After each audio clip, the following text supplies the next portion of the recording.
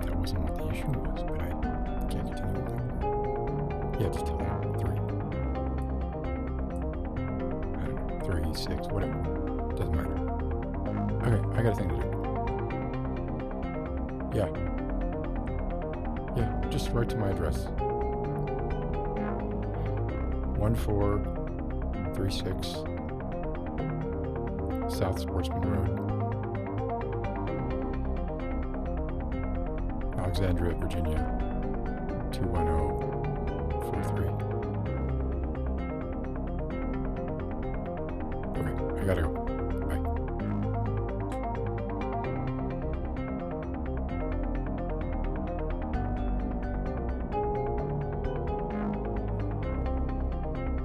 Good evening, everyone, and welcome to this episode. They're calling me back. Look at this. Calling me back. Just getting off the phone with them. It's 7:30. Right? 7:30. What are solicitors doing calling at 7:30? Good evening. Welcome to Beyond the Double Red Doors. It is July 28th. I'm actually genuinely thirsty, so I'm going to take a sip of this. However, before I take a sip of this,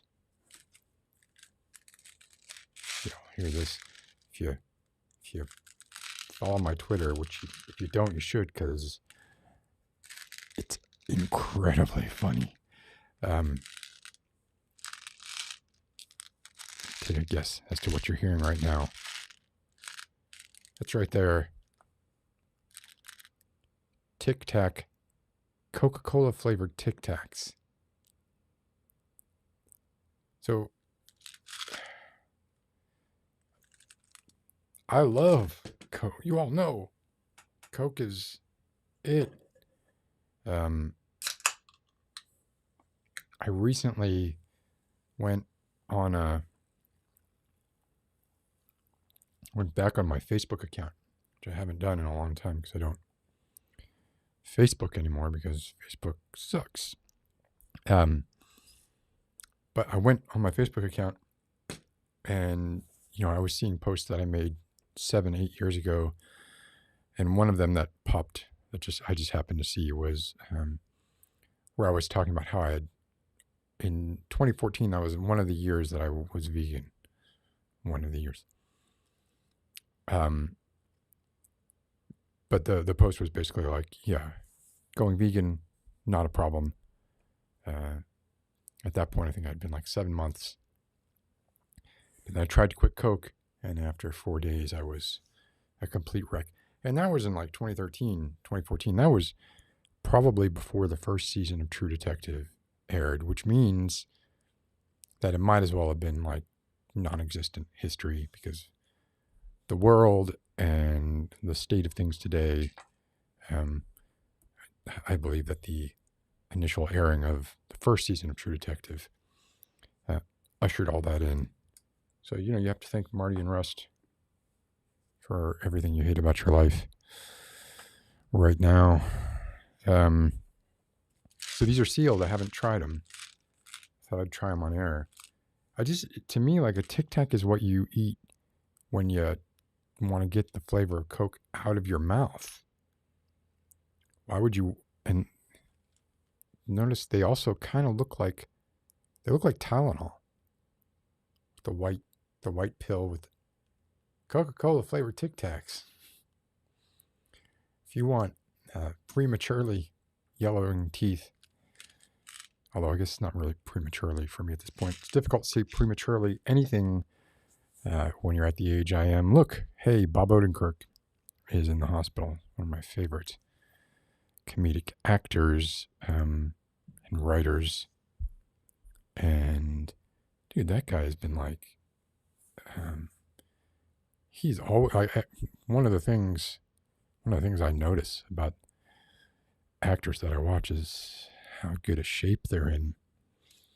And I always remember back on Mr. Show days, it's be mid-90s, I was thinking, wow, that Bob Odenkirk, he he probably exercises a lot because he appears to be in very good shape.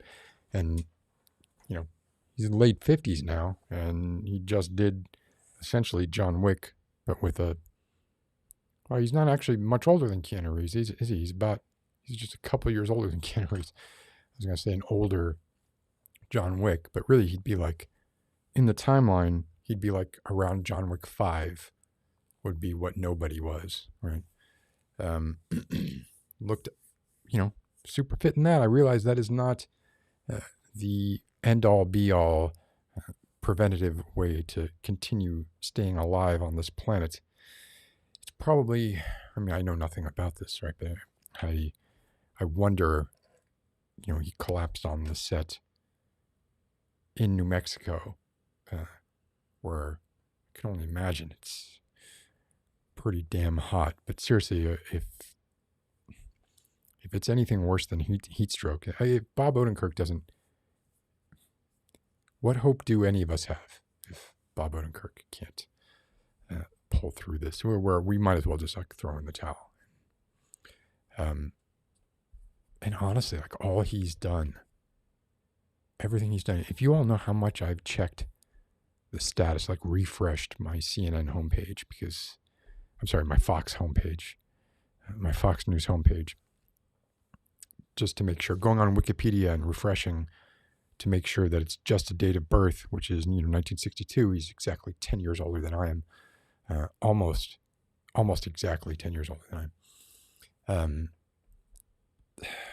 But if you knew the number of times today that I've refreshed that page, praying that nothing appears in the date of death or I don't hear anything bad, it's been crappy. Look how I'm turning someone else's horrible hardship into being about me. But this is what we do when people die, and probably the older you get. Well, I was gonna say the older you get, the more you do it. But for me, one of the first things I do when somebody dies is try to distance myself from that person in some way. They smoked.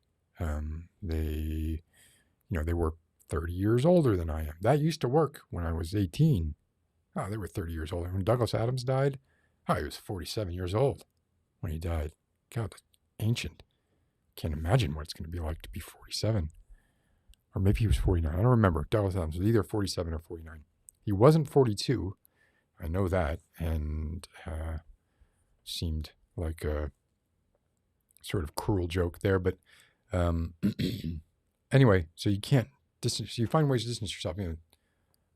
Illicit drugs, right? Or smoking, or the age, or different aspects of their lifestyle. Obviously, if they died jumping out of a plane, you're like, well, I can check that off. I don't have to worry about that one. But you get somebody who appears to be who is difficult to otherize, right? Really difficult to otherize. And it kind of,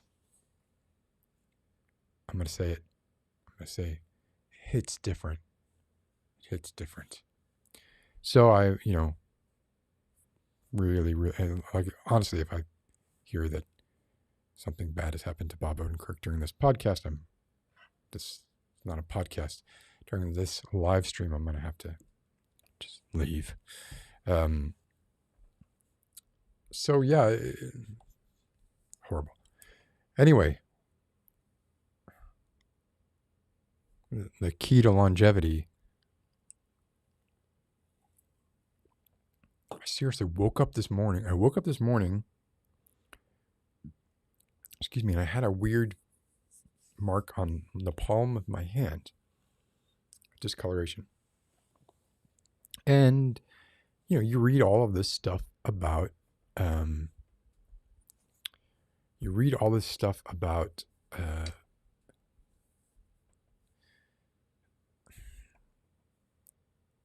so what, okay. You read all this stuff about basically cancer causing all these kinds of weird things like paraneoplastic syndrome or whatever. You have a strange sort of things start to happen to your blood cells with certain type of cancer, can manifest in weird ways. So of course, I wake up in the morning, I look at my hand, I'm like, oh my God, what the hell is that? So what's wrong with me? I'm sitting in the bathroom, as you do in the morning when you get to a certain age and you can't just hop out of bed and just like, I'm out, I'm up, right? You hop out of bed and you make it to the bathroom and you're like, okay, rest stop. And then you continue the process of waking up. So I was wondering what that was, of course, obsessing over it. It's gone now. And it was gone. This is still a little bit of the scratch from the scooter incident, but this was something different. It must have been the way I was either lying on my hand in a certain way or laying on my hand in a certain way. Whatever it was. Doesn't matter. Gone now. I believe that I'm okay, but I might not be. Could drop dead in the middle of this podcast. God knows my lifestyle, while not the unhealthiest lifestyle, is also not the healthiest lifestyle. So, and I wish you all luck as well when it comes to good health, longevity, or as long as you want your longevity to be. Here's something else that's weird. It's like, you always hear about people, or I hear about people who say stuff like, here's how I want to die. Like, if you could choose how you could die, it would be with no warning at all, and it would be while you were asleep. Right? I hear that a lot. It's like, you go to bed, everything's fine, you feel okay, and you die in your sleep. And you genuinely pass peacefully in your sleep. Not this bullshit euphemism that you hear a lot that's like, they pass peacefully in their sleep. You weren't there. You didn't see what the family members and or police saw when they broke in. It could be that they weren't in bed. They could have had a rictus on their face. Who knows what the hell happened. But anyway, the point is, you hear people talking about, okay, that's how I want to die. I want to die peacefully in my sleep with no warning. And yet, these same people, and myself, I count myself among these people, they don't want their doctor to lie to them about their prognosis. Right? They still want to know what they're going to be, what they can expect to take care of. Well, I guess I do got to see my sister one more time, before I die, or whatever it is, right? Something like that. So I don't know. It's kind of weird to me, right? It's like a strange break in reasoning why you would want one and not the other. I'm guessing at this point that Chad is pointing out all the reasons why you would want one and not the other. But to me, it seems like there's some kind of fundamental butting of heads between, I just want to go in my sleep with no warning, and I want my doctor. Well, that was a long voicemail. I just got it's not showing up now. How long has this been going on? That's impossible. That could not be one voicemail. Really long voicemail. Should we hear what this? It's a scam likely. Scam likely. 27 seconds. See what it is. It's not giving me the transcript. I don't want to play it because what if it reads out my social? Yes, that was a fake address I read out at the top of the show. So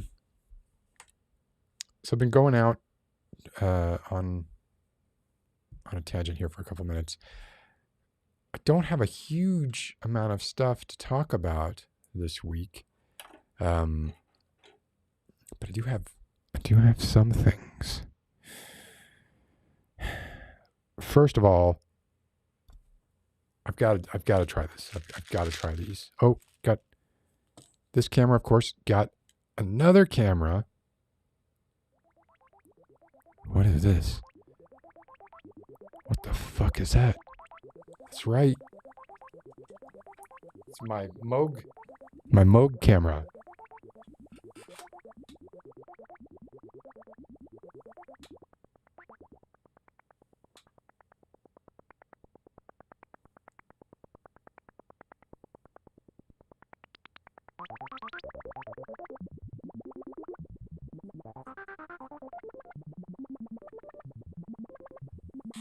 How annoying is that? Look, I've got legs like matchsticks. they manage to be like matchsticks and also flabby at the same time. Anyway, so we'll be going over to the mode cam maybe a little bit later. But I want to try these because I'm sure they're going to be awful. Was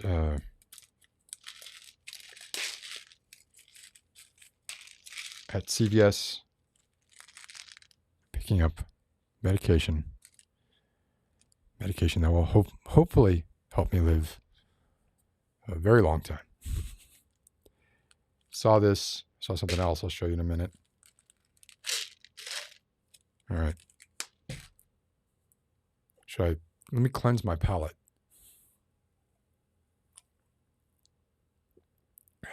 All right, here we go. They're horrible. This is terrible. Oh my God. That's awful.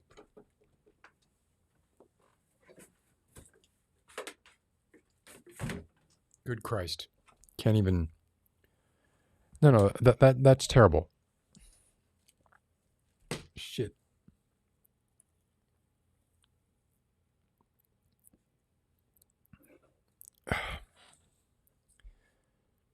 That's like the flattest. That's like you grabbed a Coke that had been sitting in one of those plastic cups, had a bunch of ice in it that has melted a long time ago. It's been sitting on a counter to the point where like some of the water is evaporated and it's maybe like syrupier than it should be. So it's warm. There's not a bubble of carbonation anywhere in sight. Ugh. I don't know what I expected. I can tell you this though. When I take a sip of have you ever done that thing where you have 3 tubs of water? If you haven't done this, I recommend it. It's a fun trick to play on yourself. I don't know what the hell you'd call it. You have 3 containers, waterproof containers, maybe Tupperware, whatever, big enough that you can put your hands in. 3 of them. You put hot water in one, you put ice water in the other, and you put just regular old lukewarm water in the center one. Put your right hand in the hot water. You can reverse these if you want. Left hand in the ice water for a good 2 minutes, maybe 3 minutes. So your right hand is hot, your left hand is freezing cold. You put them both in the lukewarm water, and immediately you get the relative sensations of your hot hand, thinking that the water you're putting your hand into is cold, and your cold hand thinks the water that you're putting your hand into is hot. In reality, it's the same lukewarm water, but it's that kind of relative difference, I guess, that your nerves get used to, and it's actually a really disorienting experience. And why the fuck did I bring that up? What was I talking about?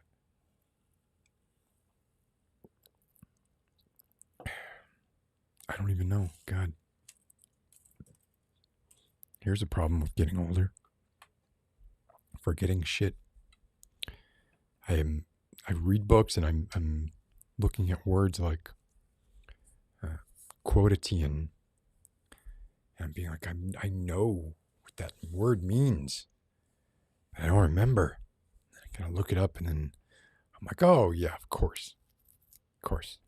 You could have said daily.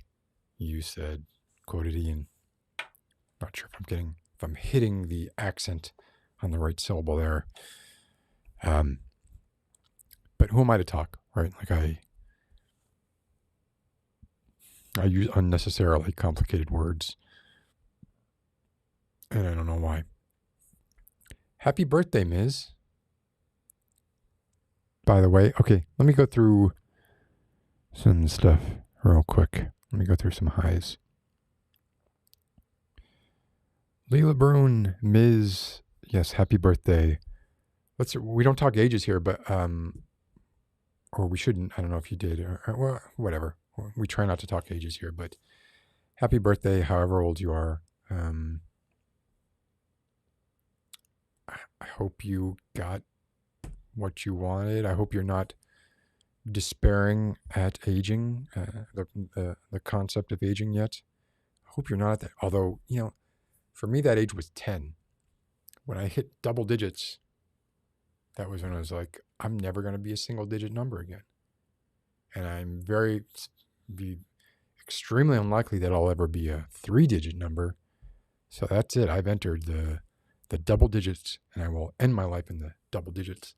And that's it. So that was sort of my first existential crisis, I guess. This is when I turned 10.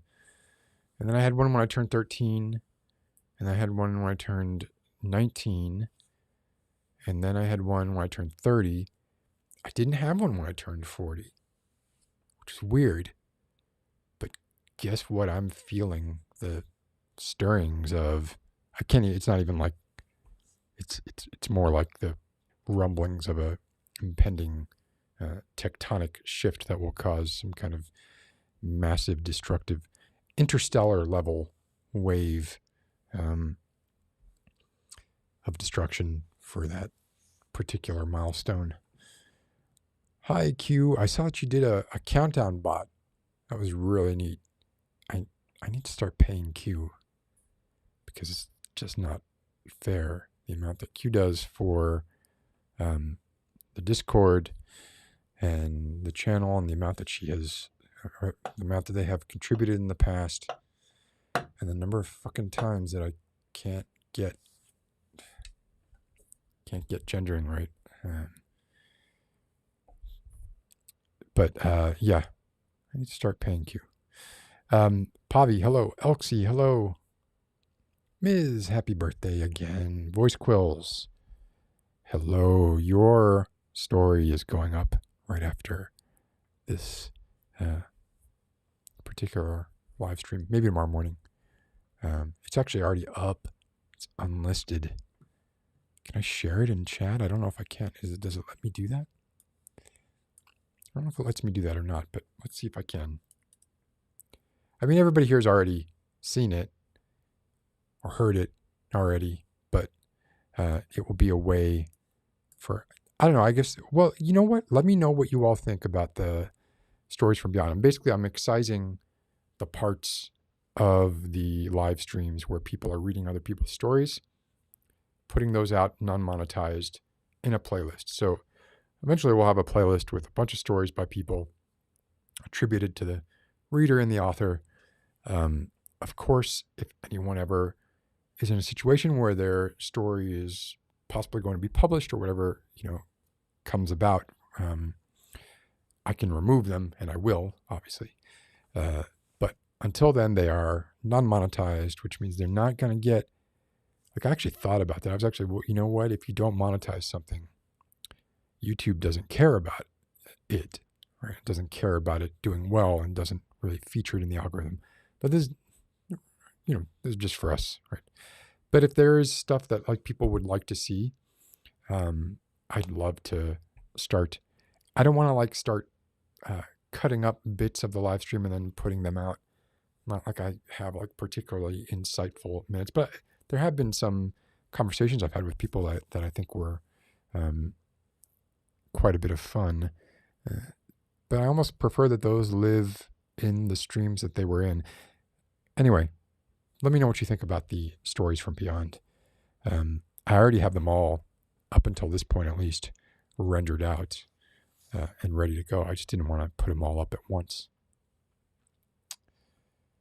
So, KJ Bervin, hi. I already said Elxie, didn't I? Nico Trash, Stuper Mundi, Albin, hi. Do I know? I don't recognize this Albin. I don't think. Forgive me if that's... Oh, I let you down, Nico.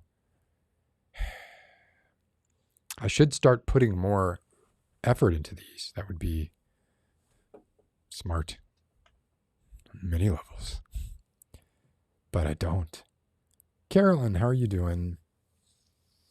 Carolyn, have you started work? doing? How is it? Nick, how are you doing, Nick?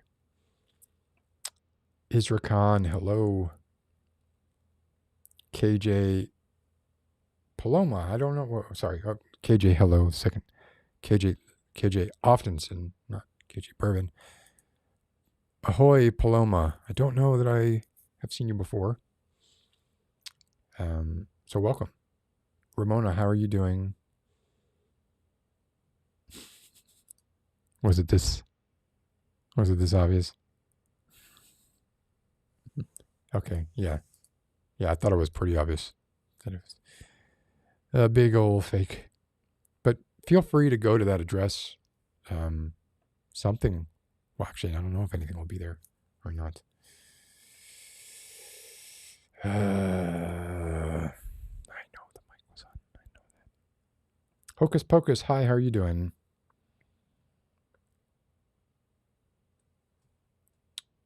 How many times can I dox myself? That's the real question. That's very sort of pearls on a pig kind of thing. Speaking of pigs, so if I could say this without sounding too arrogant, I made a funny joke on the Twitter. I thought it was funny. And the world seemed to agree with me. I don't get a lot of likes on my tweets generally, right? And I don't tweet a lot also. But come on, this is funny. You know why you haven't heard about the latest ASMR controversy? Because they're keeping it quiet. But then I had to remind people that this was good. I had to say, hey, come on, this is good. And for me, a couple hundred likes is actually, that's really good. But then I got cocky and I was like, okay, well, you know what's even funnier? A much more clever joke, I think, was when I saw that A24 was releasing a movie called Lamb. And we all know about the Nicolas Cage pig movie. The A24 Lamb movie looks really good. So I followed up the next day with this tweet gem, which again, I think is a much better joke. 2021 is it's the year we finally get the long-awaited Charlotte's Web origin stories. That's funny. Can I get, come on, okay, that'll do. Will that do? No, that won't do. Come on. I'm not muting that. There we go. That's right. But 7 likes. So either people didn't get it, or it's not as funny as I think it is, or some combination of the two.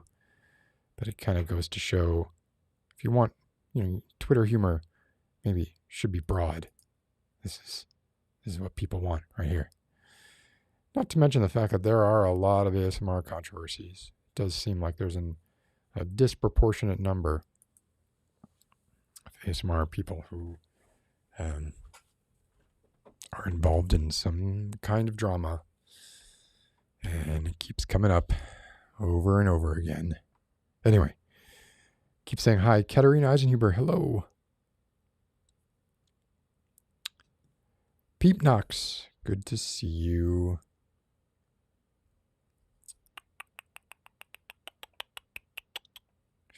Butterfly Composer.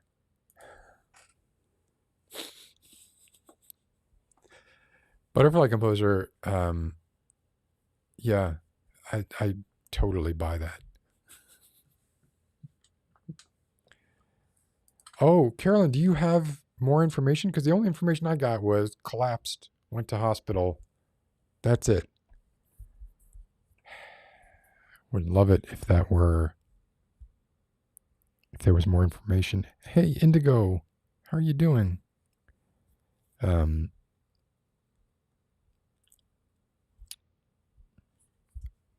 Let's see. Amy Myers. Oh, that's not good. That's not at all. I was hoping it was heat stroke. I was hoping that it was heat stroke. Hurley, the guy runs every day. And fuck, that sucks. That sucks. Hi, Maddie. How are you doing? Warp Raven, hi. Oh, no problem. Oh, Warp Raven, I hope you feel better.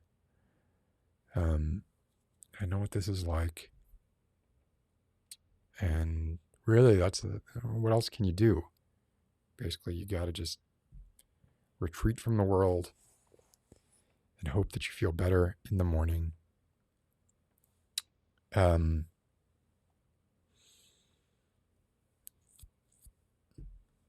else we got? What else we got? Seeing repeats here. Did I say Hocus Pocus? I did say Hocus Pocus. Okay. Okay.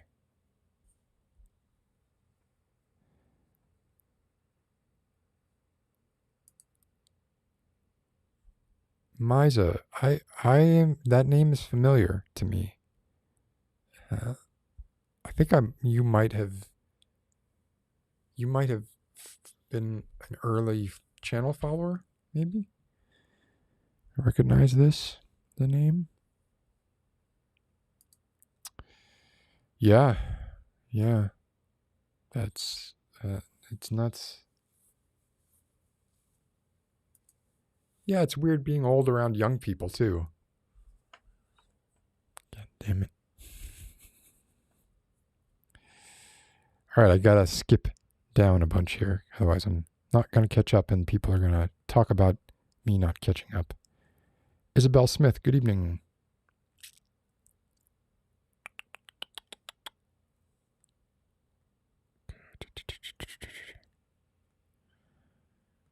Sorry. I apologize.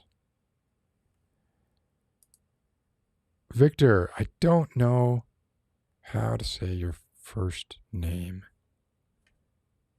I wish I did. If you could phonetically spell it out, that would be great. Because I've seen you around enough that I'd love to be able to refer to you by your first name. Oh, hey, look.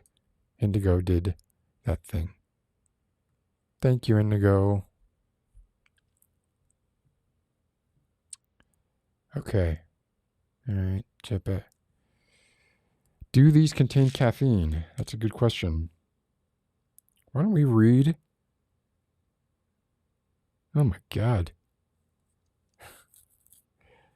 I'll tell you what they do contain. Shellac. It's literally an ingredient on here is shellac. It's sugar, dextrose, rice starch, Coca-Cola, water, sugar, caramel color, phosphoric acid, natural flavors. So there has to be at least trace caffeine in there. Maltodextrin, natural and artificial flavors, gum arabic, citric acid, tartaric acid, magnesium stearate, shellac, and carnauba wax. Red number 40. Wow. Okay.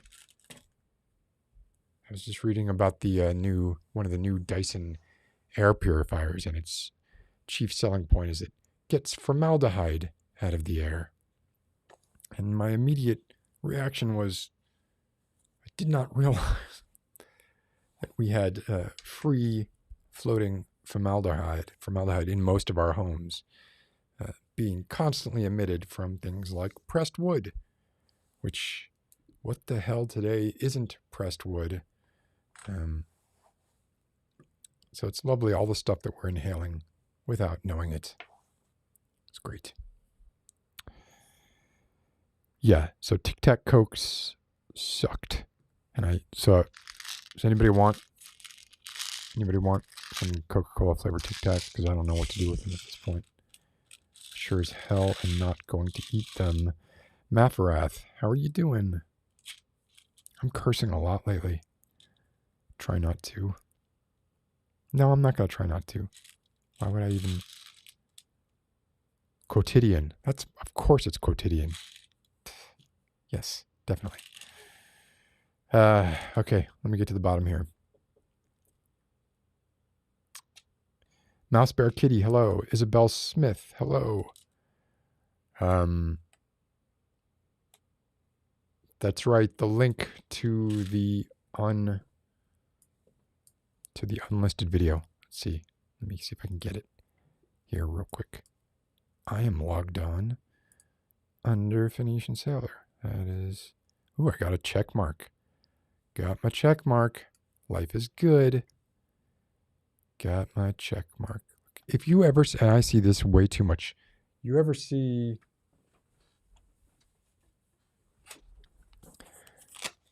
Now I get these in my feed all the time, but you probably don't. But if you ever see someone going like, if you ever see a video thumbnail that looks something like this,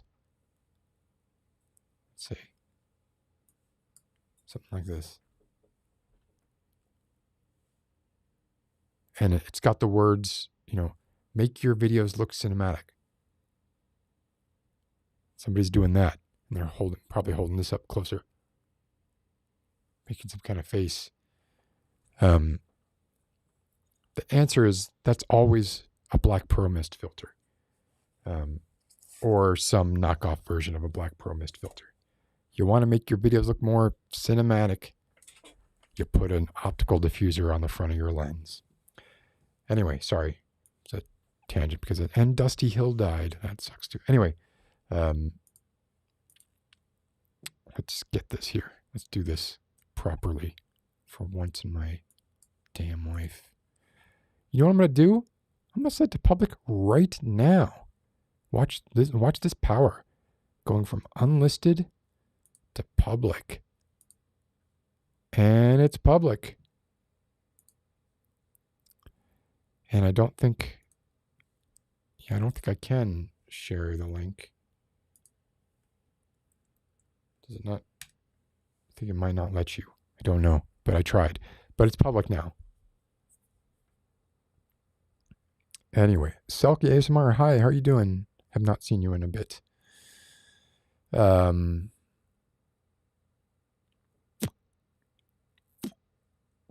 If you're having financial troubles, Indigo, why would you send me money? Don't do it. Well, tell us what's going on. This is a community here. Perhaps there are ways we could help. Yeah, this is not a joke. Sounds like a joke. I mean, it is a joke on some level, but it is also true. Never read the Communist Manifesto on this stream. I would have to go out of the room to get it. Here, check this out. Okay. You want to see... Let's see. Okay. That's my main cam. That is the camera that I'm looking into right now. Okay. This camera is that. That's that. Okay. That camera is this. So this and this, both Blackmagics. And then that camera is the Moog cam.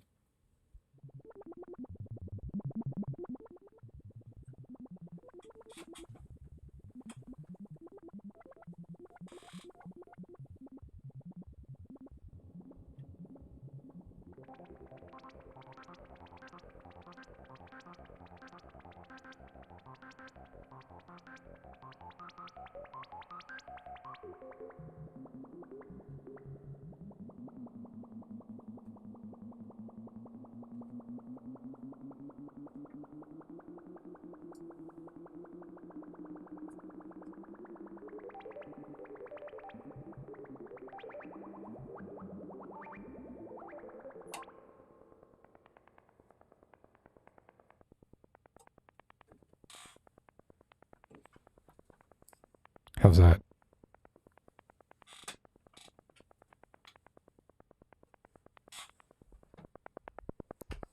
yeah. Makes me want to tap my feet.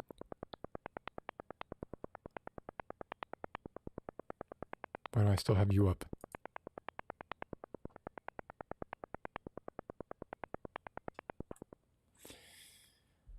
Anyway, big fan of the Moog. I'm sort of up and down on Eugene Thacker. I find a lot of what he does is quote other people, which I get, but it's just like a lot of secondary stuff. He does have a good way with words. I like his aphorisms. I don't necessarily like his other stuff. Violin production, shellac. Key ingredient of shiny things that are not meant to be ingested. Okay, let's head on down here. I don't know. It's not, like, for YouTube, it's not a big deal. They did it in like a day. I haven't even uploaded a video now in 2 months. Got to do something about that. Lexi, oh my gosh. Lexi. Good to see you. Have not seen you in a while. Oh, and colorful. I was actually taking note that, well, I don't see colorful here tonight, but I want people to feel like obligated to come, even though it's Mrs. birthday. Echomancer. Hi, I like your name and your avatar. Don't know you though. Don't know who you are. Look, it was just for a minute. It was just for a minute. I'm all done. Yeah, you got to have camera. How are you going to know if something goes wrong with your camera? You need to verify what went wrong with the camera by seeing the camera. Well, no. All right. Hold on. God damn it, Butterfly Composer.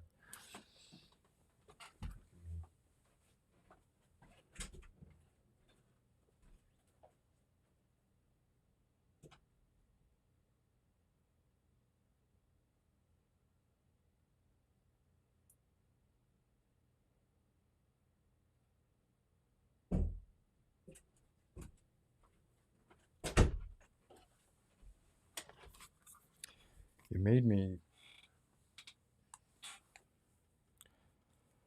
made me walk all the way to the living room in order to get my copy of the Communist Manifesto, which I have tons of highlights and, well, not tons, and some bookmarks. What is the bookmark? Is that? Oh, well, Engels had like a huge intro to it. What is my first? Oh yeah, I got tons of questions in here. I don't know what this is saying. First question: do you accept that inequality and oppression are inevitable? 2, why do caste systems continue to develop independently of each other, or do they? And what do I have highlighted here? Society as a whole is more and more splitting up into two great hostile camps, or two great classes directly facing each other, the bourgeoisie and the proletariat. Right. This is pretty, like, even if you haven't read the Communist Manifesto, you kind of know it, right? Man, I can't read.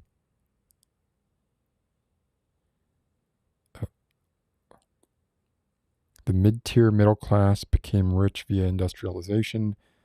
Modern bourgeoisie exchanged one form of right, e.g. divine right, for another, that is, money. The bourgeoisie, whenever it has gotten the upper hand, has put an end to all feudal, patriarchal, idyllic relations. It has pitilessly torn asunder the motley feudal ties that bound man to his natural superiors, and has left no other nexus between man and man than naked self-interest, callous cash payment. Yeah. Here, I wrote, globalism, good or bad? The hell? There's a point when it's like, when you're highlighting more text than you're not highlighting, it becomes kind of pointless. Go big or go home. If you cannot compete, you become part of the Borg proletariat. Okay. I'm not going to read this whole thing here, although it's pretty short. Let's skip to the end. Let's read the last paragraph of the Communist Manifesto. The communists disdain to conceal their views and aims. They openly declare that their ends can be attained only by forcible overthrow of all existing social conditions. Let the ruling classes tremble at a communist revolution. The proletarians have nothing to lose but their chains, and they have a world to win. Working men of all countries unite. Well, working people of all countries unite. All right? Anyway, that was for you, Butterfly Composer.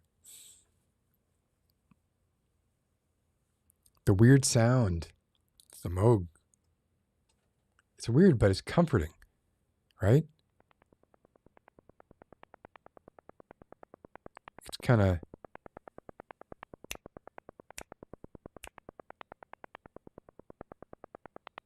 I like when you completely remove the decay and just let it turn into something like that. Anyway, say hi to everybody else. Everybody's good. Everybody's okay. All right. I have to blow my nose. What am I going to do? I have to blow my nose. How can I do this? I never worked for Blizzard. No. I'm aware of the walkout that's happening there tomorrow. Quite supportive of it. The gaming industry, in my experience, has been pretty horrible. Yeah, I spoiled the end of the Communist Manifesto. You all know how it turns out. Pretty sure, like, that's also the opening paragraph of the Communist Manifesto. Sinaloon, hi, how are you doing? Cody, hi. Well, does it have nothing to do with communism? Getting a tattoo of a capybara? Could you get a tattoo of a capybara in a communist society? I don't know. You'd have to have a form approved.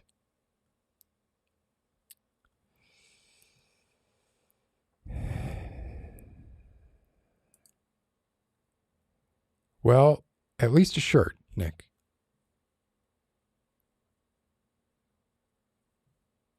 Yes, this is correct. Quotidian, you got Moog. It's definitely Moog. What are pogs? I don't know what pogs are.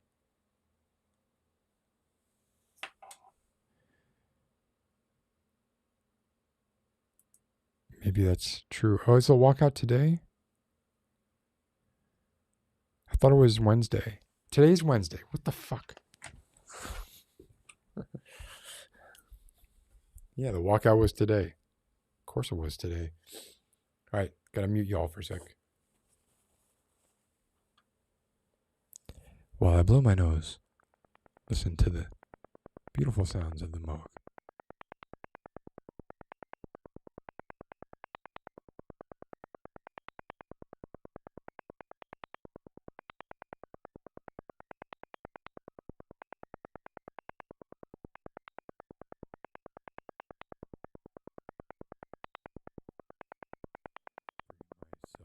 Back up here, bringing it back up, and bringing the Moog down. What else? So what else is going on? In that same trip, I feel like I've been exposing myself a lot to people. Not exposing myself in a COVID kind of way. I'm only Johnson & Johnson vaccinated, which means I am not anywhere near as confident as most of you Pfizer, Moderna people. I am finding the current discourse on like masks, right? I don't see anyone wearing masks around where I live right now anymore. Sometimes inside. Inside, I'll see maybe 50% of people wearing masks. I will always wear a mask inside, and I won't eat. Like I have eaten inside at a restaurant like once or twice, but I just haven't felt very comfortable doing it. So I'll, eat outside. Because obviously it's hard to wear a mask when you're eating. But anyway, I just feel like I've been out and about way too much, and I kind of am like every evening I'm like, well, am I gonna wake up tomorrow not feeling so well? Don't know what's gonna happen. But yeah, basically, Q, you've got it right here. Like, just wear a fucking mask. Wear a mask. Yeah, there's probably, right? I got the J&J vaccine. It's probably shellac in that. No, I don't want to add to any. Look, J&J vaccine. Safe, just not as effective as the mRNAs, as it turns out. So in that same time when I went out and got the Coca-Cola Tic Tacs, I happened to see this.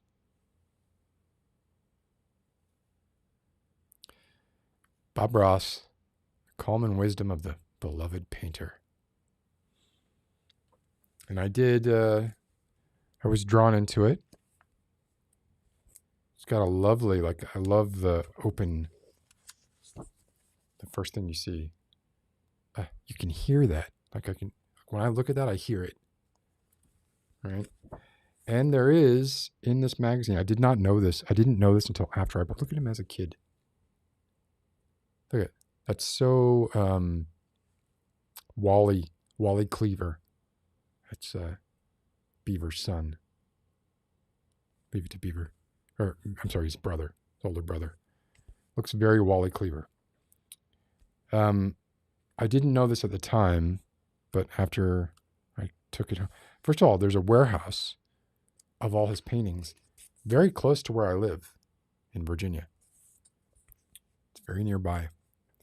I've never been. It's not for the public, I don't think. But there's a section here I discovered afterwards, after buying it. Where the hell is it? Here it is. Yep.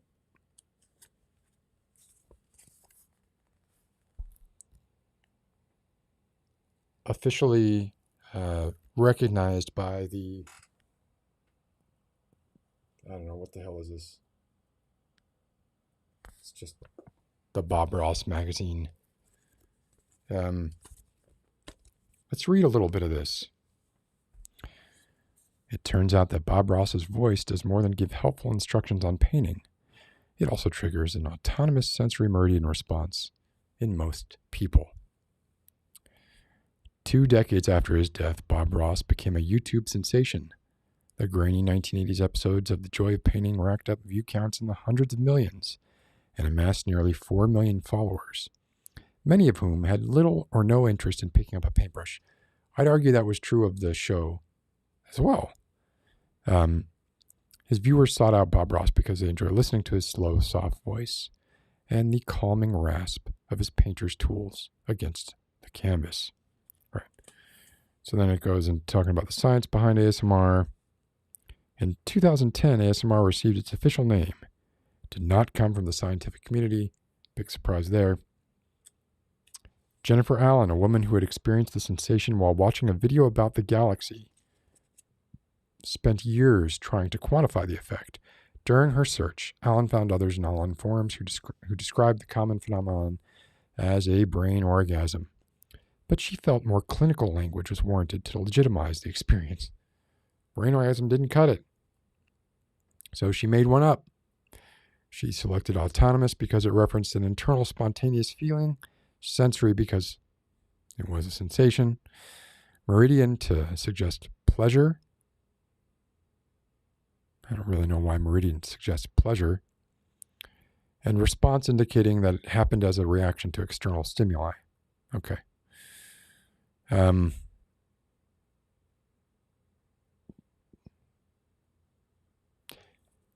One thing that was interesting about this, so when you talk to, whenever Bob Ross mentions, like he even has a section here. There's a section here on Bill Alexander. Let's see if I can find it.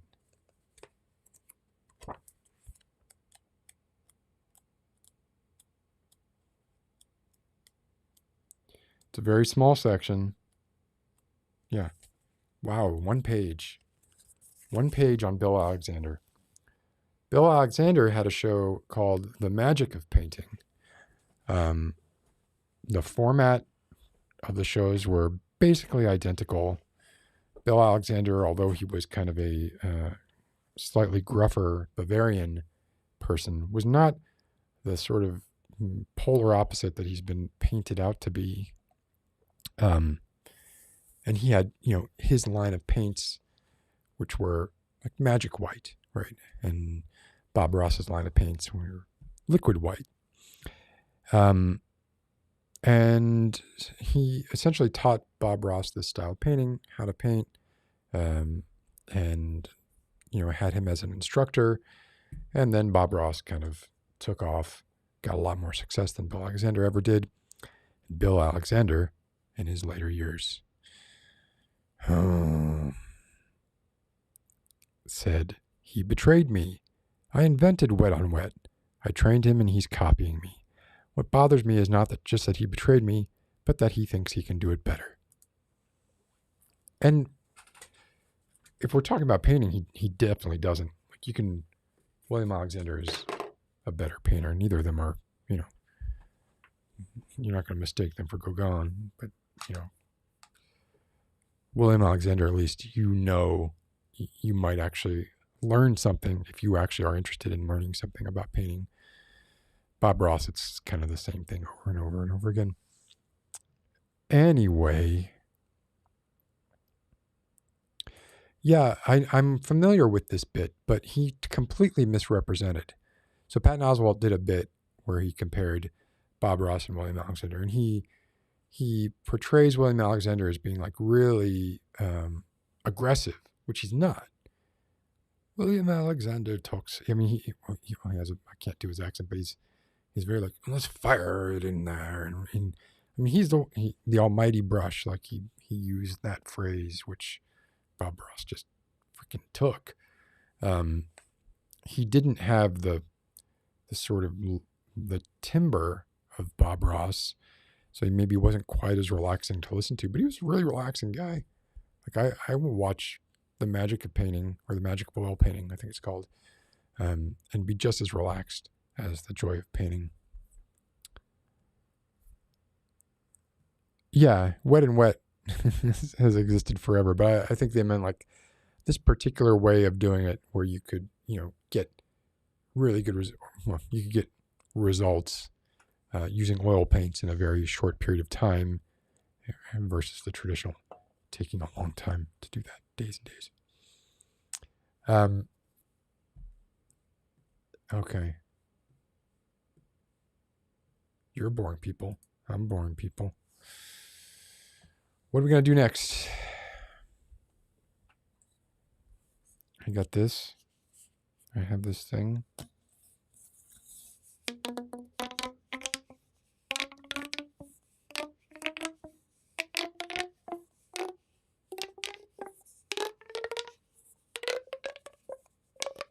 Oh, I saw you sneaking out, Albin. That's fine. That's fine.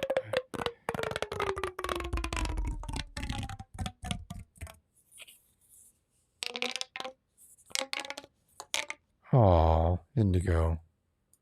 We got Wait, Q, what are you saying here? One day, Sailor will see the email I sent. I will go look at the email right now. Let's take a look at it right at this moment. Because I ain't got a lot to offer today.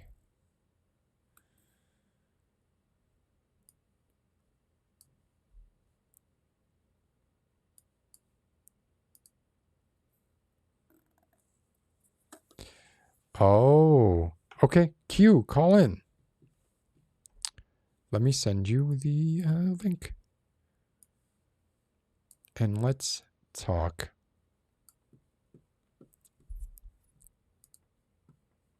Actually, was not prepared for this. Actually, I might not be able to talk. Well, let's just try it. Let's just see what happens. It might be a complete cluster F. The way I have my audio set up might be difficult for me to hear you, but we'll find out in a moment here. Interview, copy link.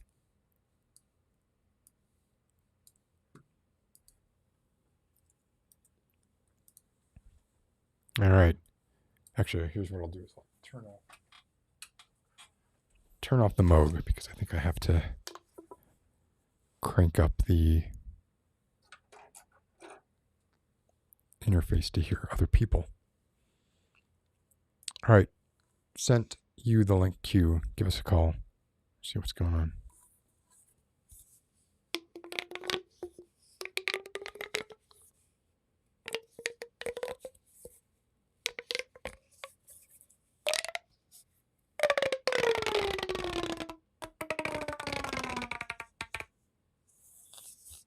Oh, PG, good to see you. Good night.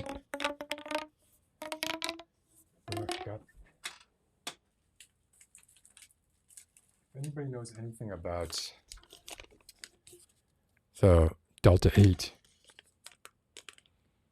which I thought like Delta 8 THC would be a kind of a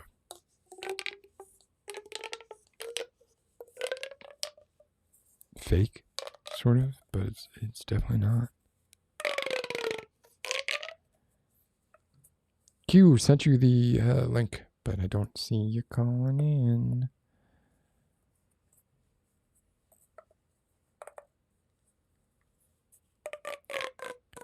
Beard scratching? I don't have my ASMR microphone set up this evening. The stereo mics. Q has joined. Let's see if I can hear them.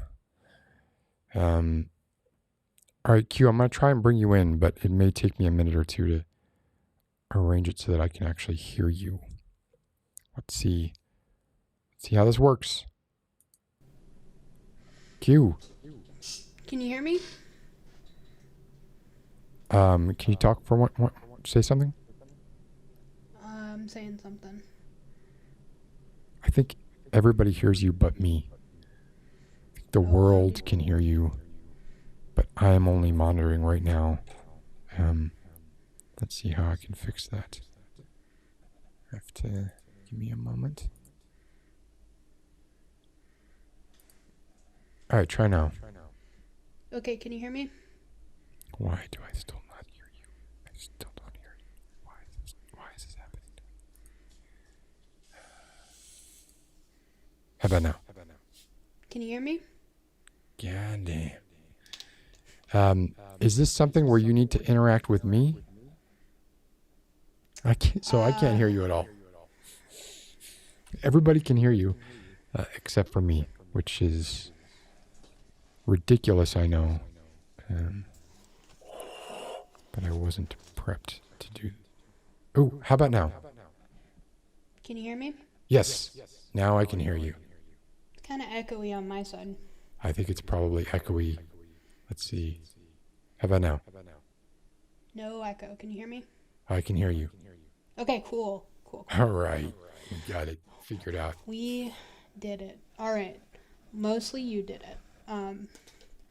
Yes. So, I'm not going to take up too much of your time, but... Got plenty.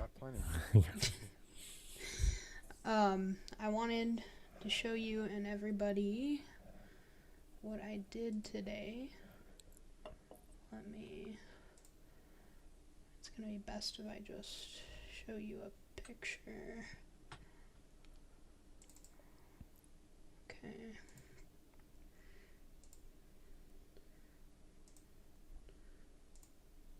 There we go.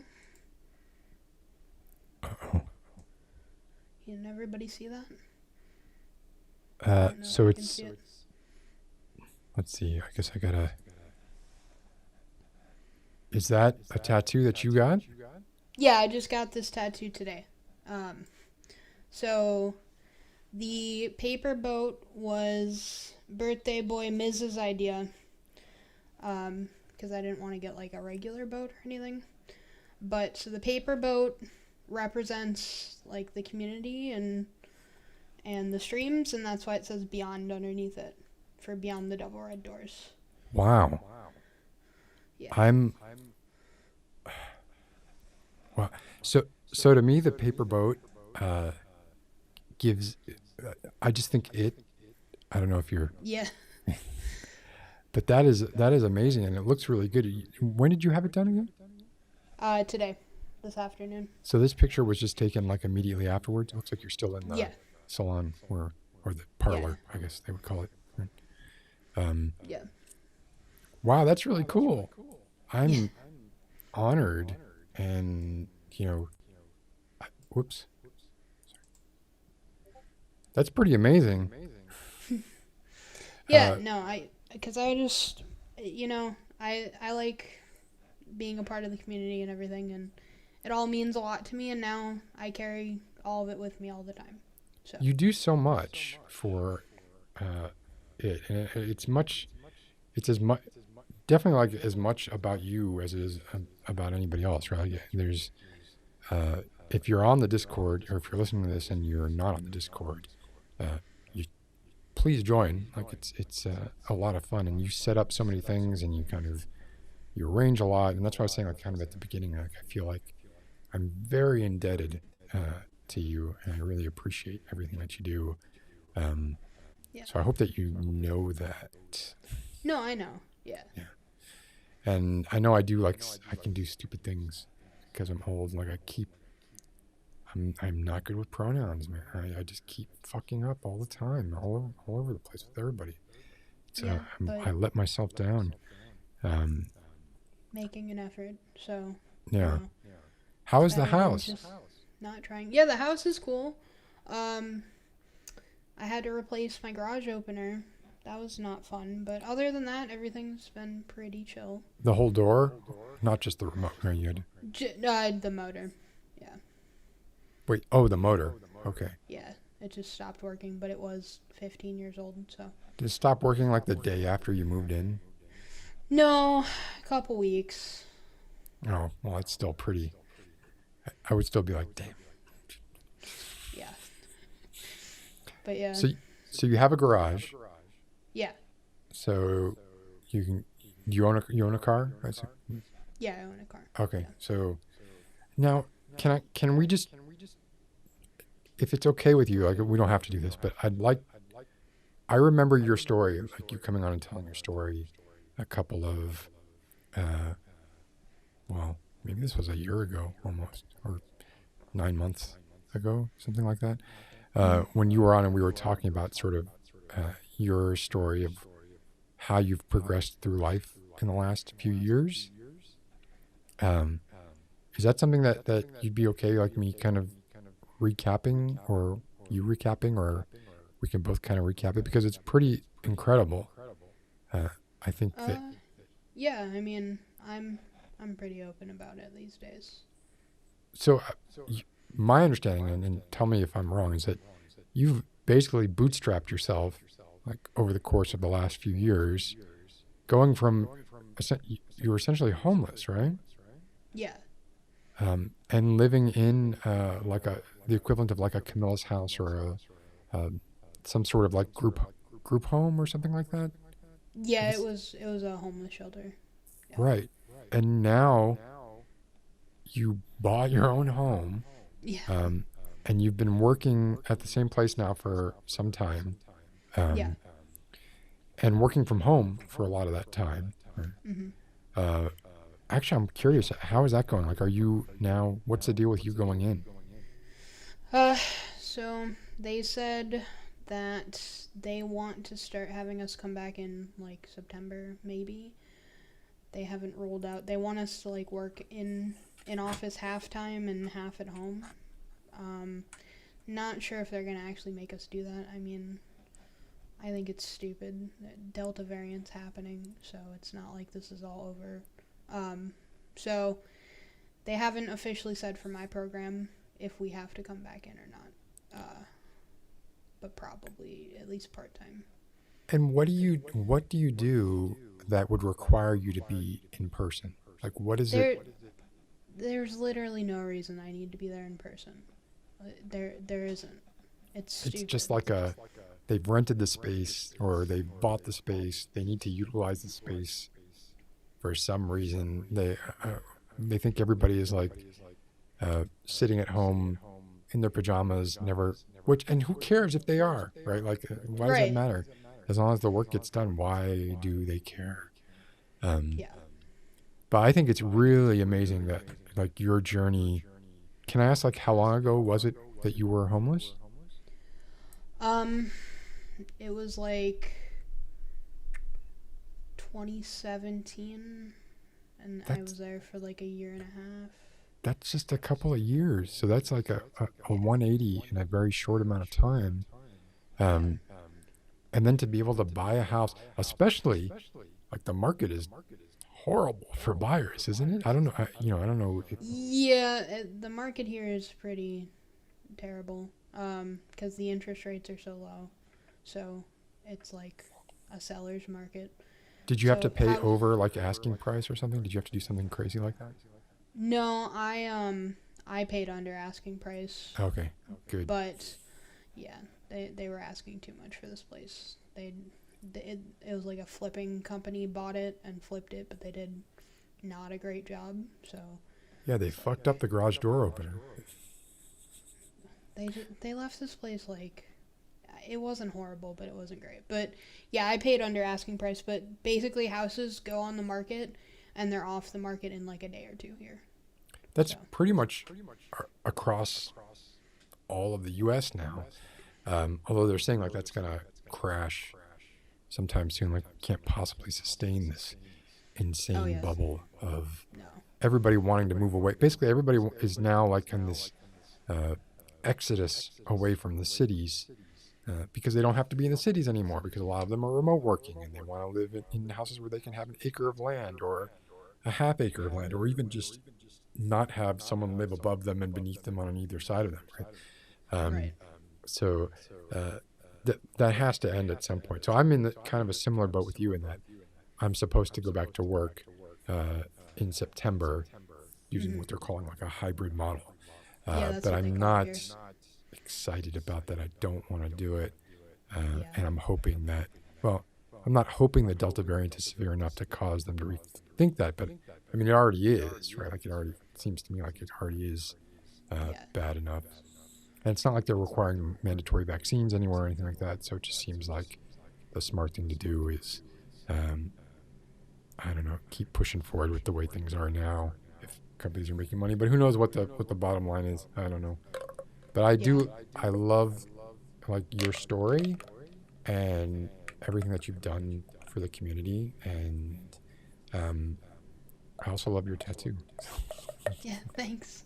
Yeah, I thought it was pretty cool. It was a 15-minute tattoo. It was so quick. Wow, I'm Yeah, surprised. it's really simple. It's just lines, you know, Right, but still no 15 shading. minutes.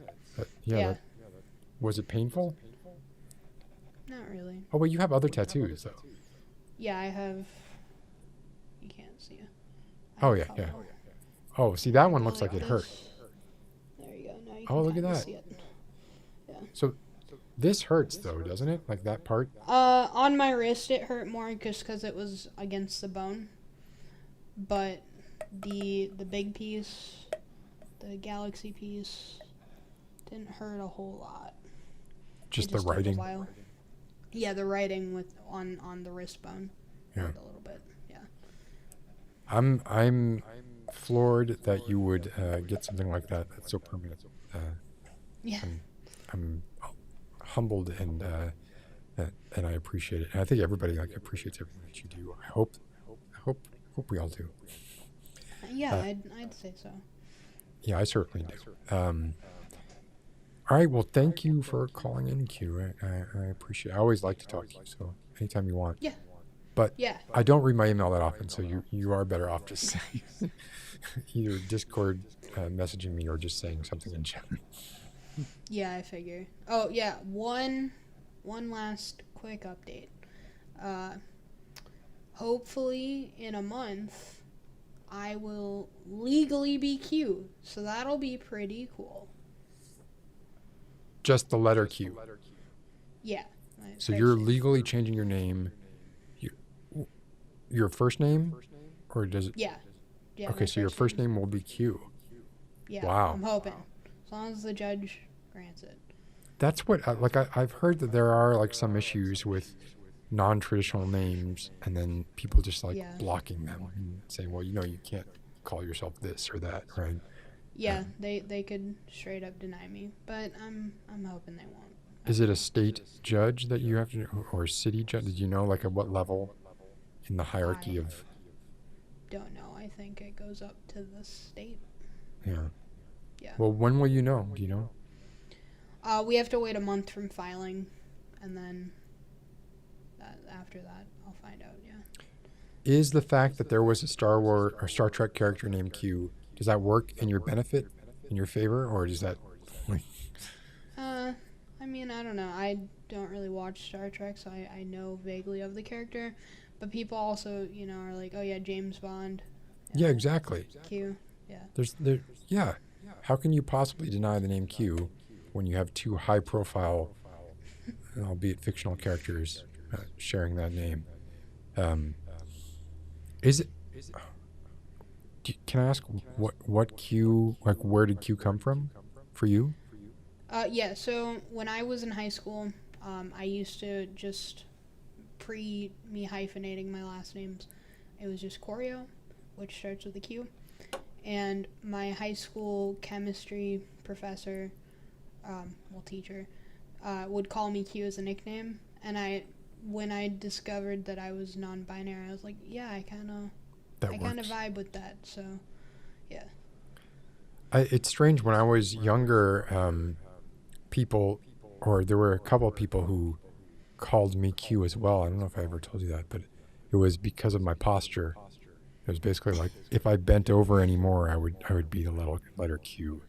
But anyway, it's nowhere near as good of a story, but it is true. Well, I hope that you're able to get the name, and I haven't seen the tattoo on Discord. Did you not post that on the? I will. Yeah, I was waiting. I wanted to make it a surprise. Oh, that's awesome. Yeah. That is really cool. Thank you, Q, and thank you for calling in, and thank you for everything that you do. Yeah. Thanks for having me. And we'll talk soon, okay? Bye-bye. I got a call while on the phone with Q from somebody with the name Loser. Who was that? They called in, they connected for about 10 seconds, and then they disappeared. And they're gone. Who called with the name Q? If somebody wants to call in, has something to talk about, why don't we just do that? Let's do that. Because I am, I'm out. I'm out of stuff. I will say one other thing. So email this if you want to call in to talk. Maybe, should we do a reading? I don't know. I kind of feel like talking a little bit. I like to talk. I want to talk to people. If you want to talk, send something to that email address. So I am playing Control. I'm still playing Control. I've had it freeze on me a few times at really inconvenient spots when there's a lot of stuff going on, generally, which means like I'm in the middle of a large battle, generally, as I'm about to be victorious. And then it has frozen up on me a few times, which is really annoying. But I've been watching the Casper Darling videos, and I got to one. It was Indigo. Indigo, well, why didn't you stick around? You called in. Call in, let's talk. Cody, I am constantly, well, everybody's anxiety is different, so I don't want to compare my anxiety to your anxiety. So, but people here are very nice. There's no pressure. You wouldn't have to feel anything. But anyway, so I was playing Control, continuing to play Control, and here's a bingo for you. And I saw a Casper Darling video that I was like, okay, maybe this is something. Excuse me, hold on.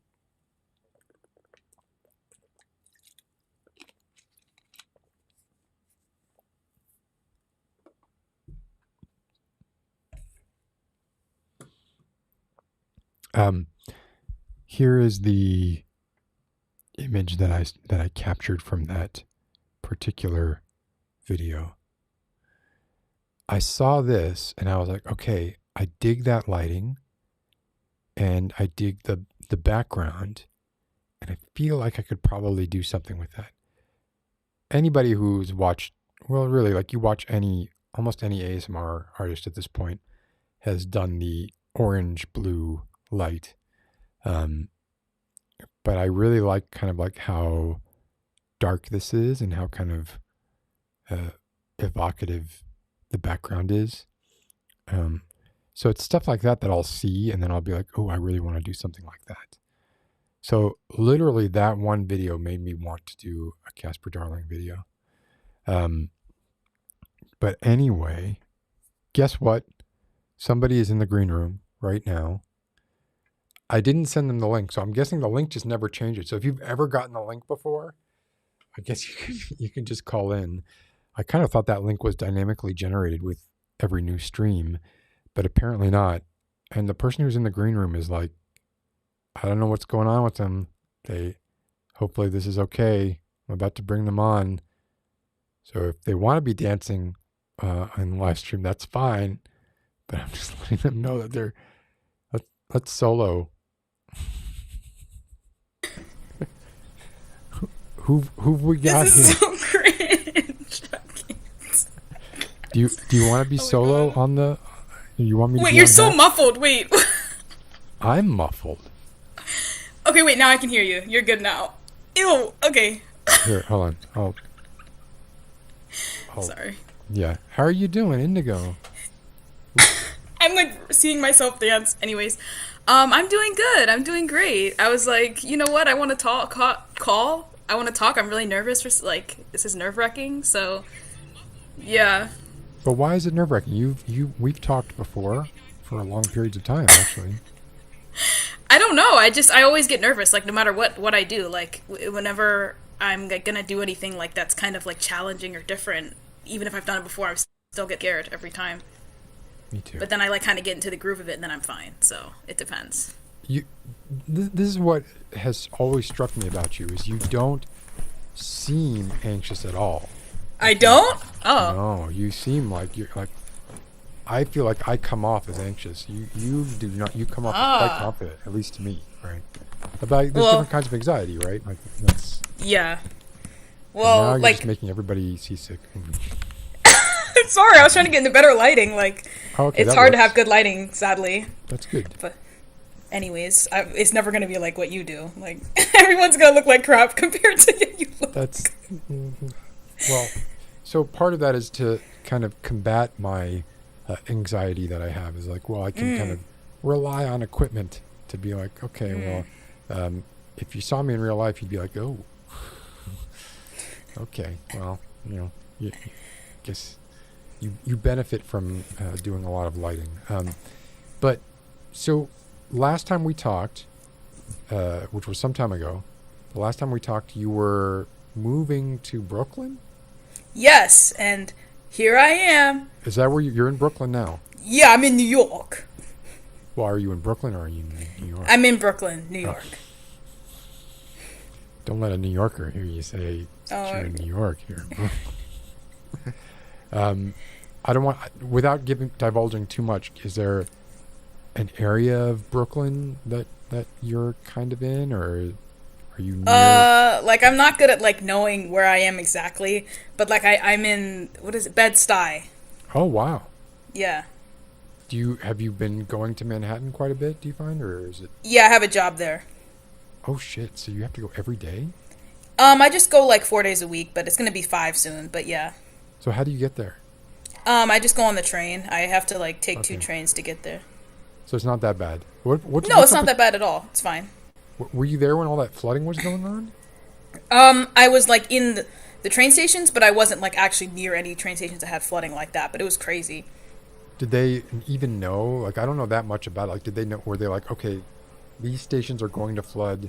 We've got to close these stations, or was it just like, well, we'll just see what floods? Yeah, I think that's what it was because they didn't alert anybody. Like, that must have been nerve-wracking. I would think if you saw, like, if I saw that, across town, let's say, somewhere in West Manhattan, that the train stations there were flooded, and I was East Manhattan or Lower East Side or whatever, I would be afraid to get on a train because the train station you start at maybe isn't flooded, but maybe then you end up at one that is. Well, I'm not you, so I'm fearless. So. Well, this is in stark contrast to what you just said a couple minutes ago. Which is... I know I'm like a walking or a sitting contradiction. So, yeah. Well, different things scare different people, right? So you're probably very brave in ways in which I'm very cowardly. Can you say what you do, or is that... Yeah, sure, I do. Okay, so I lied. I was joking. I said I worked at McDonald's, which I don't, but it is it's a commendable job, which I feel bad for anybody who works at McDonald's because it probably sucks. But I still work in the food service. I don't know, like, I'm basically kind of a server, but I'm not because, like, we're not doing in-house, like, seating. We're just doing, like, takeout, but then also people sit at tables outside. So that's basically what I do. Like, I basically kind of do a bunch of jobs. Like, I make drinks, not like any well, sometimes, but it depends. I make drinks or I pack bags, stuff like that. So, yeah. And how long, let's say, what time do you wake up? I wake up at, like, 6 a.m. And it takes you, what, like 45 minutes to an hour to get to work? Yeah, like I have work at 7:30, so. Okay. So you leave your house at like 6:30, start working. Yeah, 6:40-ish. Like, I always get there early because I'm like, I don't want to get there late, and I don't want to depend on the trains, so I've just decided to get there early now, so. Yeah, aren't the trains always, like, having some kind of issue or something?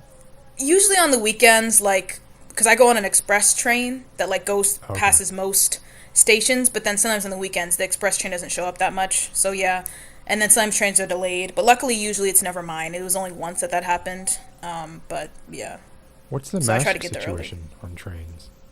The what? The mask situation on trains. Oh, like they have things that say wear masks on like the train, and a lot of people wear masks, I think. Like I wear one because it's gross, I just like sometimes, like, one time I had to, like, sneeze, or I had to, like, blow my nose and I took my mask off, and I felt gross. Like, I just, no. Like, regardless, even if COVID didn't exist, it'd be like, if you're taking the subway in New York. Yeah, no, I would have, yeah, like, so gross. But, yeah, most people wear masks. Like, there's some people who don't, but they don't have, like, any strict enforcing of it. Like, but I think most people just feel it's gross, and they just are more aware of their, like, safety and stuff, so they don't want to. What about where you work?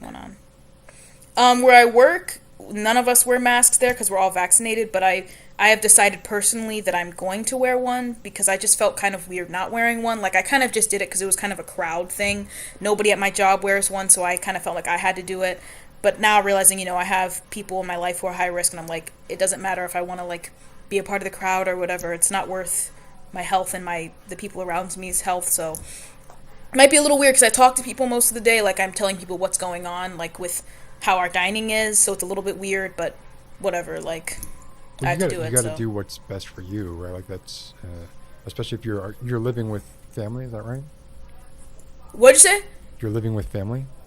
Yes, yes. Some of whom are probably much higher risk than Yeah, you would be. yeah, definitely. Yeah.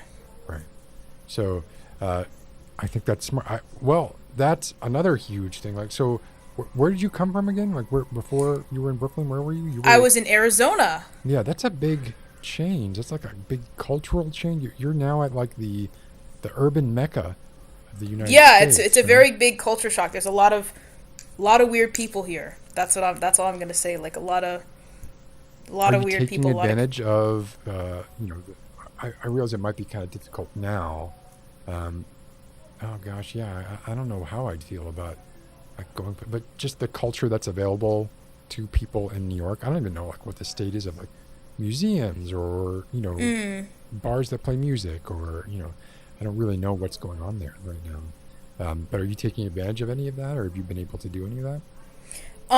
Well, as far as like, I don't know if you're talking about like touristy kind of stuff, but No, like, or do you just mean like just going to museums and going to like Well, bars? museums is probably a bad example. I guess I was talking about like seeing live music or, hearing talks being given by the intelligentsia kind of coming out of, I forget the name of that hotel that used to host Virginia Woolf, I think, in just like culture in general, right?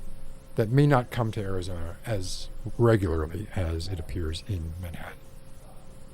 I'm just gonna say a no on that. No, Okay. I've just I've just been doing basic stuff like going to work, going to the store. That's really it. Like, I haven't had much opportunity to do any of that other stuff. But whatever you were saying, that sounds interesting. I don't know what you were saying, but it sounds interesting. That's like literally when I'm watching this live stream, I'm just like, that sounds interesting. I guess I'm just kind of wondering, if the times that I've been to New York, or Manhattan, sorry, it's been very much like oh gosh, it's been like it's not, is there something I can do? It's, I have to choose among like 5 great things. Like there are 3 amazing bands playing tonight. One at the Mercury Lounge, and there's, the Strand, and you can go and like just spend hours browsing through these really old books.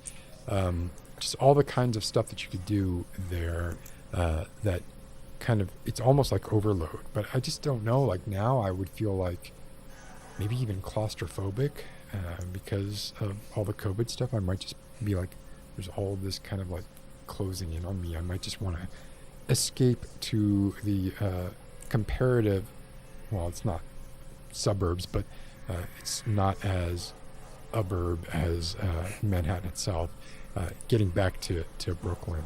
But anyway, I guess I'm just saying that's a big shift for you, right? Definitely, yeah, definitely. Yeah, I'm like kind of deciding if I even really like living here. I mean, I don't really have a choice, but I'm kind of like still thinking about that because it is a big culture shock. And I remember when I was in Arizona, I was like, I can do it, I can handle it. And it's like I can, but it's like I'm thinking, do I want to handle it? Like, do I want to live like this in this city? Like, I don't know. A lot of go. A lot of like, I would think it would be a little exhausting, right? Like maybe Yes, definitely, yes. Yeah. Very exhausting. But also fun, right? Like maybe a little bit of both. Yeah.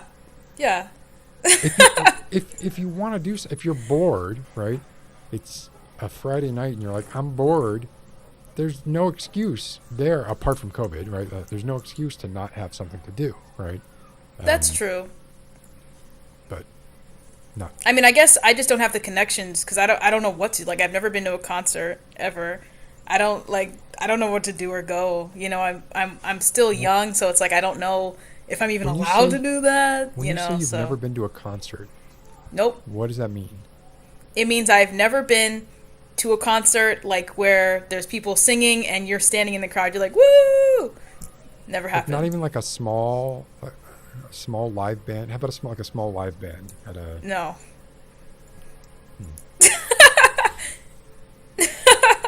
Um, do you have a favorite like author or a favorite?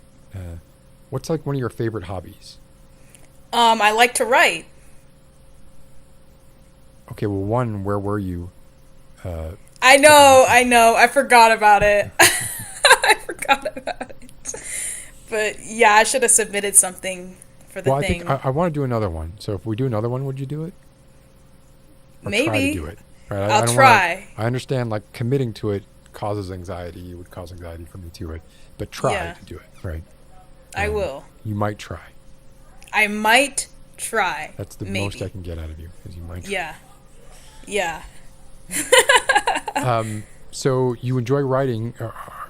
Are there particular authors you enjoy reading, or mostly? Uh, no, I just kind of like read whatever. Like I recently so one thing in New York that you see a lot of is just like people leaving their stuff outside, like that you can just take, like they leave it on their porch. I don't know what whatever their stoop, whatever. And so Yeah, I found a book, and it's called. People probably know that like there was a movie. It was called The Girl on the Train, and so I read that book. It was pretty good. I liked it, that but seems I've to read fall. anything. I don't know that book in particular, but I do know You, there is like that kind of genre of books that is like the woman in the window, the oh yeah, something on the yeah, something, the yeah. blank on the blank, right? I don't know if this is similar to that. Uh, the girl on the train. Yeah, it's like a murder mystery kind of. It's not the lady vanishes, right? It's definitely called the girl on the train. Yeah, there was a movie made of it. It had Emily Blunt in it. It was okay. I like the book, obviously, but Hold on, I'm looking this up. Oh yeah, look at this.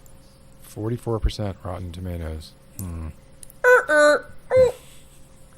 Paula Hawkins, The Girl on the Train, was released in 2015 and dubbed the new Gone Girl. But I wouldn't say that. That's a little. so you read the book and saw the movie?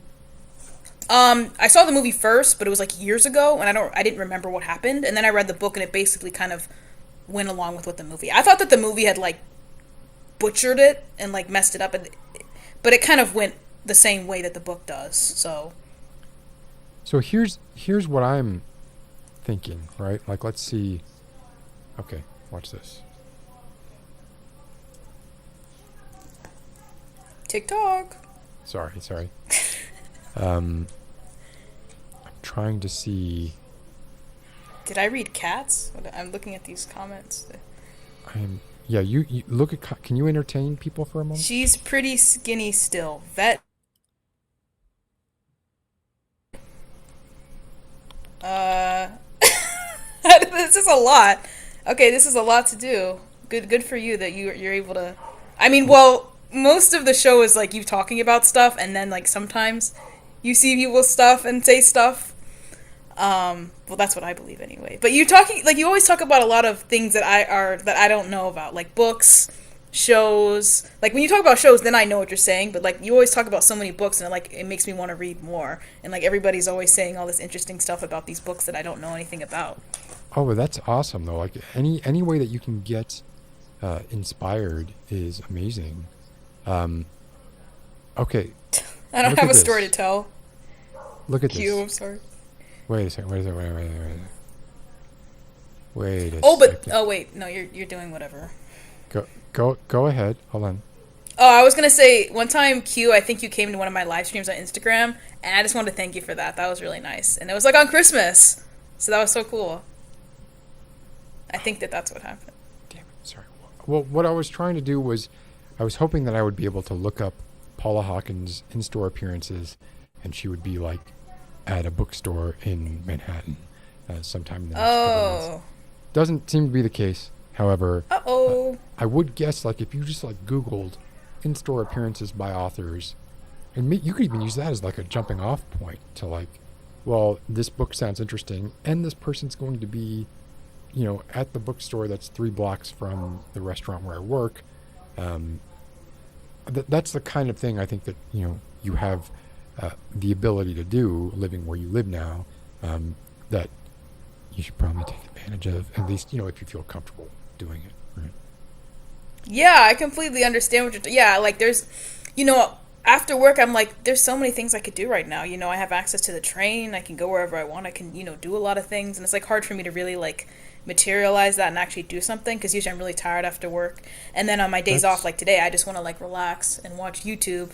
That was a really weird shot of my chin, but yep, that's, that's what but that's another thing, right? Like the realities of life, and then like it's one thing if you go somewhere and you're there for a few days and you're like, well, I gotta take in as much of this place as I can, but like you live there now, you're local. You don't have plans of leaving. You might leave, right? But right Possibly, now yes. you're just there, right? Yeah, I'm just here. Yeah. Well, Indigo, you're always a delight to talk to, you know? Oh, thank you. You are. I You appreciate have a lot of energy. You make me kind of up my game, so I appreciate It's that. funny, like this is a sad day for me. Like I'm a little sad. Why are you sad? I don't know. I'm just like, you know, along with the lines of what I was saying about not wanting to be here. It's like I don't know what I want to do with my future. Blah blah blah. Like typical teenager stuff. You know. Oh, wait a minute. Teenager. What? Well, okay. I know that.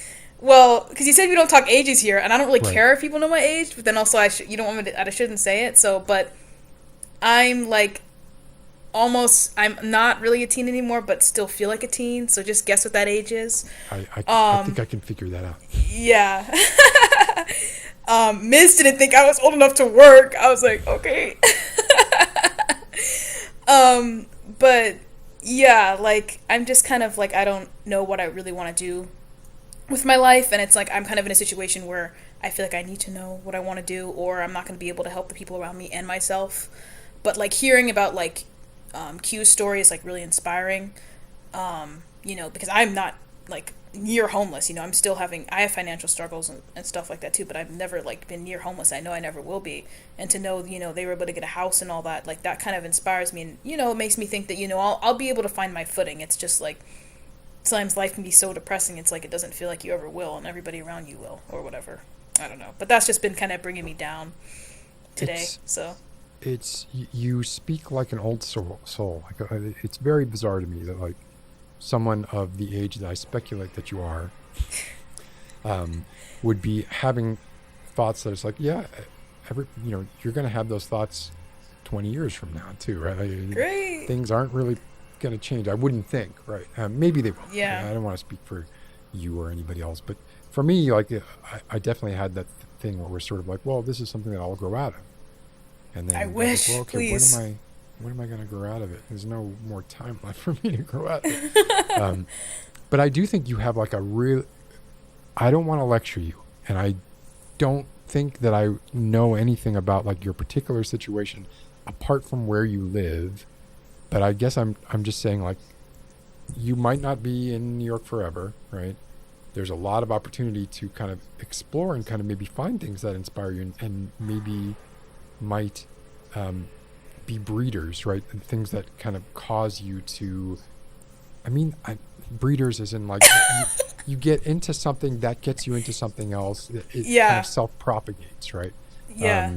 And you're in the mecca. Oh, no, I shouldn't use that analogy. But you are in the sort of a very, very popular place where everybody who is anybody who creates art or culture, they're generally going to be doing that in New York, right? Like or that's going to be sort of maybe their home base, right? So I don't know, and I realize that, right? It doesn't matter at the end of the day if you're exhausted.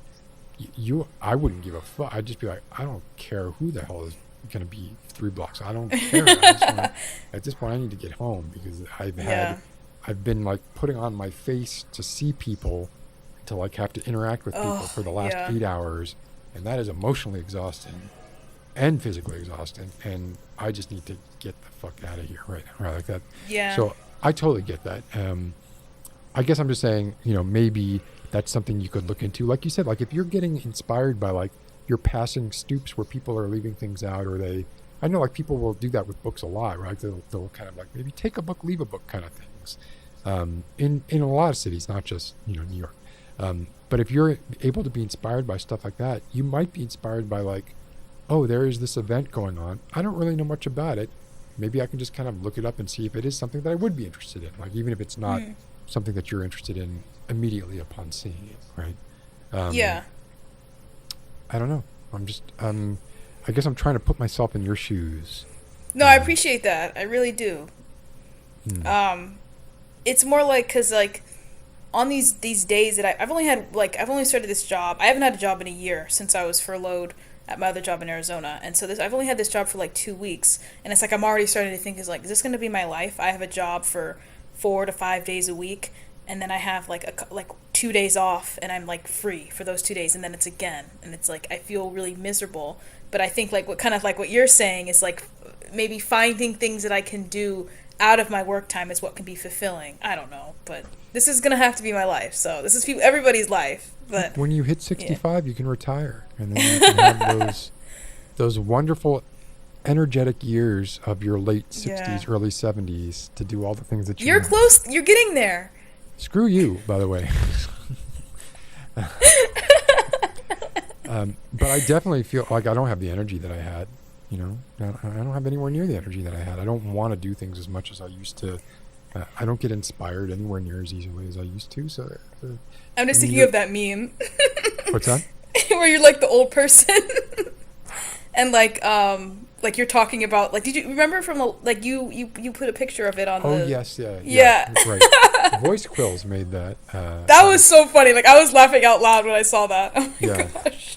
That is, I mean, because I more and more, like, I temper, my hobbies are kind of like, well, what sort of hobby can I do without leaving the house? Like even like getting a telephoto lens for a camera, it's like, oh, this is great because I won't have to move as much because I can just like zoom in on the thing I want to take a picture of. I don't have to like hike over to it, right? Like gosh. My criteria for what makes something enjoyable has changed over the years.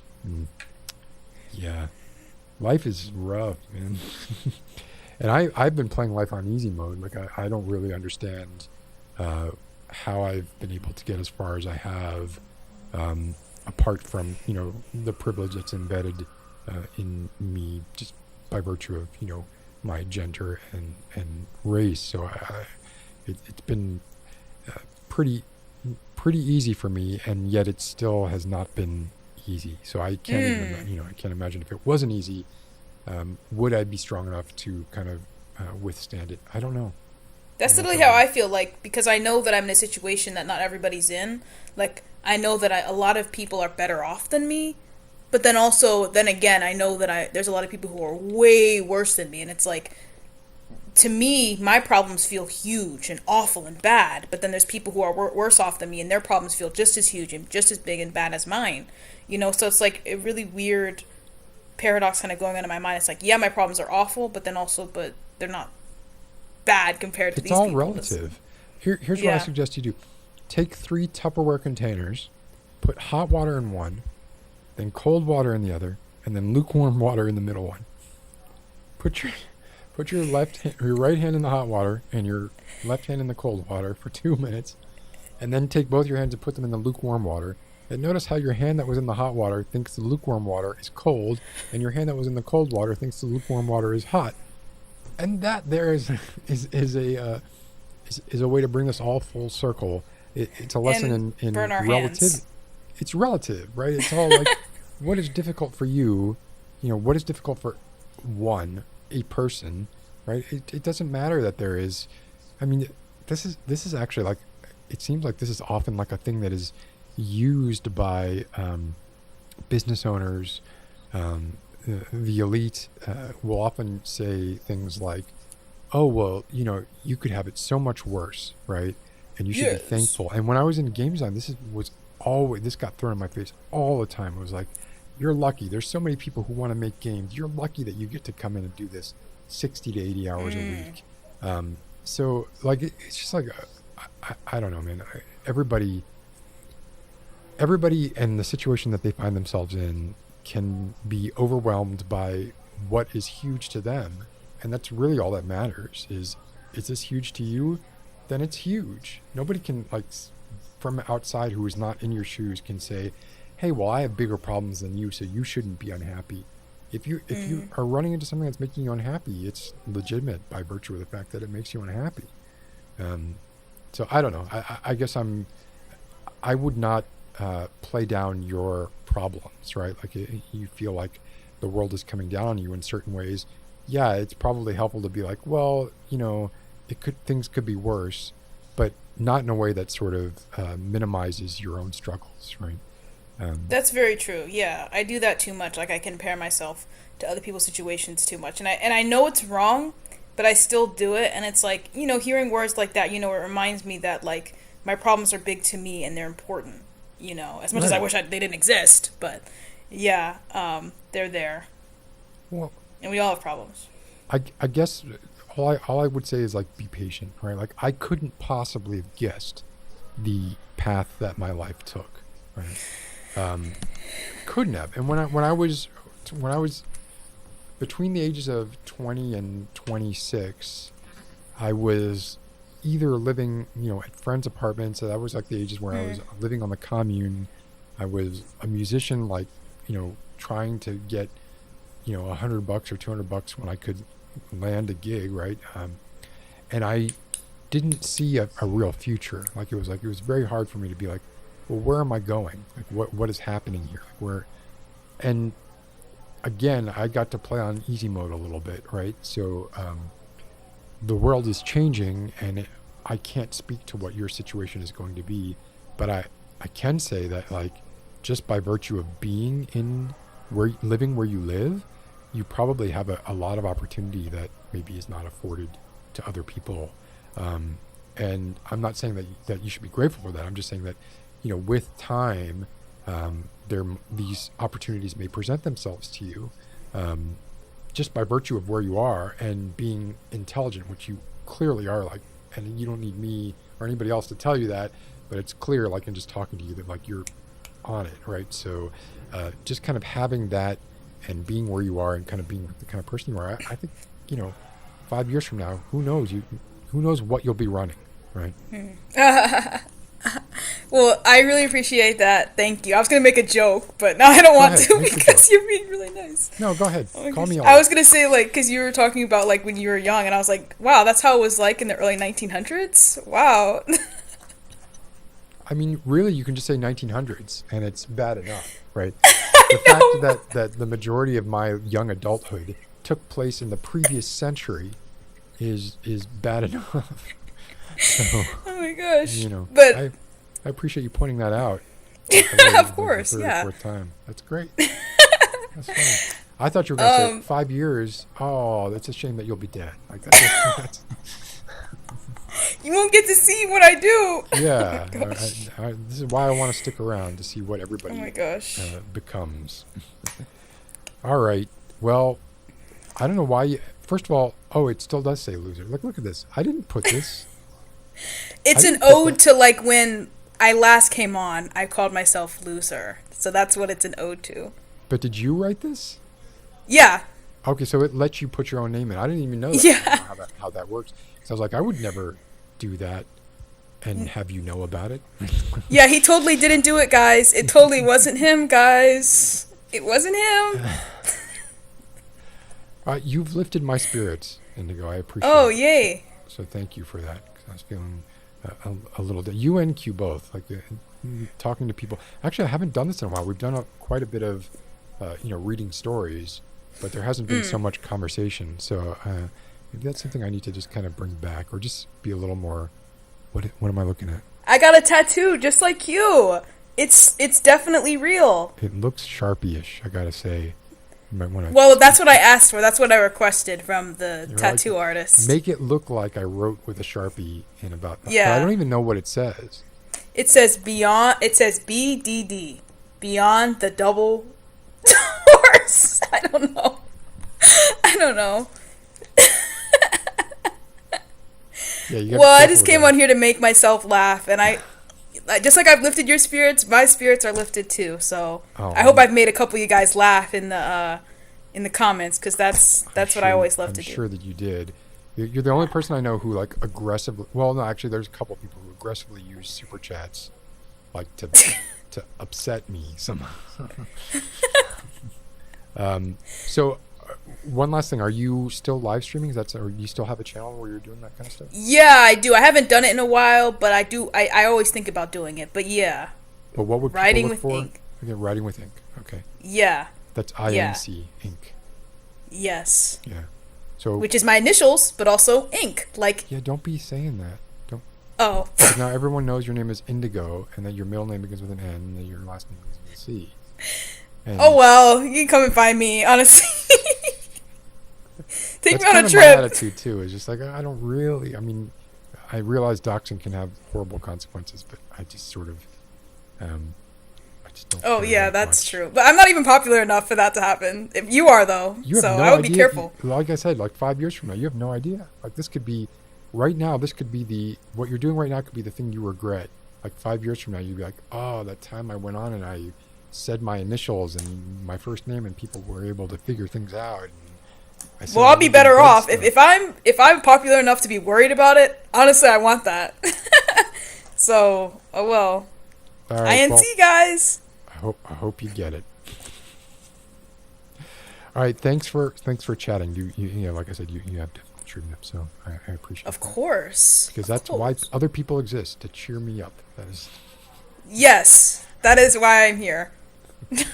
All right, do you work tomorrow? No.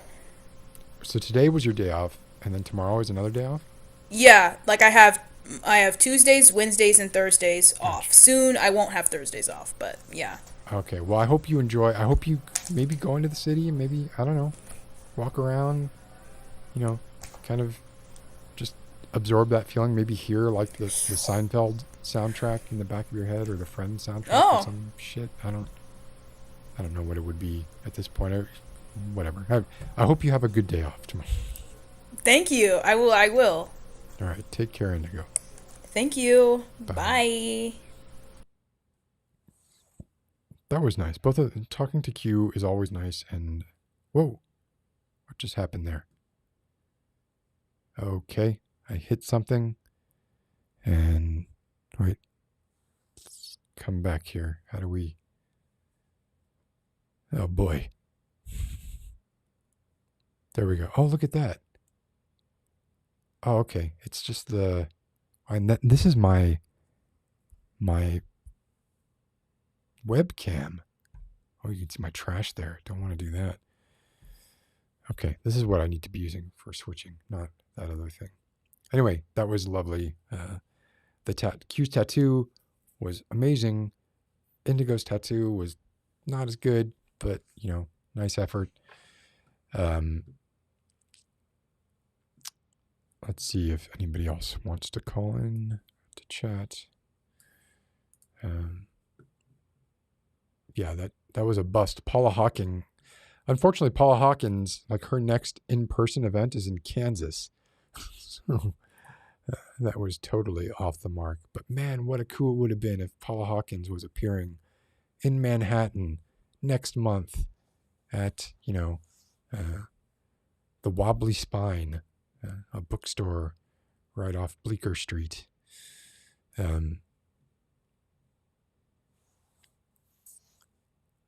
Okay, let's see what we got here. We got Nick. Going in order here. Nick, it's telling me that I'm getting a warning from Google that you might be phishing. I guess because it's a new email address that I'm getting sent this from. I'm pretty sure it's you. So sending a link to you. Get a couple here.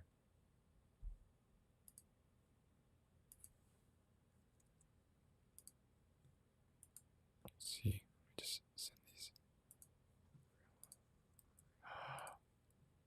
The birthday boy, too. Okay.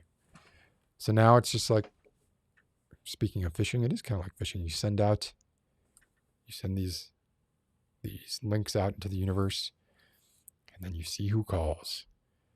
It's funny, I was at one point, and there we go. I don't know if I told you, but like at one point, I was very concerned because I get like 20 hours a month of interview time with Ecamm. And then it quickly became apparent that like I was never going to hit that threshold. But then we started doing the readings, and those definitely did. So in the green room right now, you know them and you love them. I'm very interested to hear how they're doing. Nick, hi. Howdy, howdy. Oh, I can hear you and everything. It's Great. incredible. Okay. I don't like what side I'm on though, because I'm kind of facing away from you. Hold on, let me switch that. Okay, There you go. that's better. Now it appears that I am looking at you. Oh, and Ms. the birthday boy is called as well. So we're gonna, Ms. You're in the green room. Just so you know, right? Okay, how have you been, Nick? I've been really well. I don't know how you sound live, but right now you're a little bit muffled for me. I can still make out what you're saying. Okay, I don't know. That's a lot better. Okay, yeah, it might just be I'm not speaking directly into the microphone. No worries. And I'm feeling a tad bit hoarse. But how have you been? I have been doing overall very well. We've had some scary moments, both on and off the job, recently, but over the past week, my mood has come up very, very much. One of my players for the vampire game that I run recently said, like, oh, I'm going to start writing essays from my character's perspective because I really want to get in his head. And that means that every single player has at some point said, I spend a significant amount of time thinking about this game when we're away from the table. And that awesome. is exactly what I want, especially for the like political intrigue game that I run. So they might be doing like sort of Machiavellian thinking, and then they bring all that to the table. Exactly. So it's not just like they're working on backstory stuff, but then they're also working out like interplay stuff, right? Do you think they talk to each other outside about? 100%. I mean, a couple of times people have told me like, oh yeah, we were planning on talking to this person at this time so that we're, making sure that they're in that place while this other person does this other thing. And I'm like, that wasn't in any channel I have access to. That was completely on your own, which I'm super happy about whenever I find that out. But yeah, and if you're into like running a game of intrigue, like do you think that there's any sort of conspiring going on between players? One of my players recently told me actually that like, so vampires, right? There is a natural relationship between the human population of a given area and the vampire population of a given area, predator-prey sort of thing. Right. And so one of the players actually came to me and said, okay, I want to build a casino. I was like, okay, why do you want to build a casino?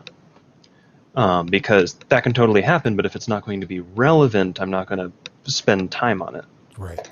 And he was like, well, so obviously it's going to make me money, which is nice. But I'm actually already kind of towards the limit of how much money a character can have in game, at least in terms of mechanical effect. But the other nice thing about a casino is that it brings a lot of tourism. And the nice thing about tourism is that it's going to increase our food capacity faster than just expanding the city is. And because we're kind of cycling through people, I can also hide different operations in that sort of mill. So they're laundering money. They're going to be increasing the number of necks they can bite. Exactly. So have you seen the show Ozark? Not yet, no. Okay. Well, it's not great, but they do open a casino, a riverboat casino, sort of with some, minus the vampire part. Yeah. Similar reasons, but so that was allowed. Yeah. No, he hasn't built a casino yet because I want him to work for it, but he's like built it all out in Minecraft and talked about the security system to the point where I'm like, okay, well, no one's going to break into here because I can't even think of a way to do it. So you have people really losing themselves in the game that you're running. Do you ever feel like overpressured with that? Like you gotta... I will tell people when it's like, okay, so I have been very clear with my players, like if you're putting in X amount of effort, you will receive narrative reward for that, or you will receive mechanical reward for that. And if you are putting in, Y, like X plus 1 amount of effort, I will no longer reward you for that, either to keep all of the characters balanced, Gotcha.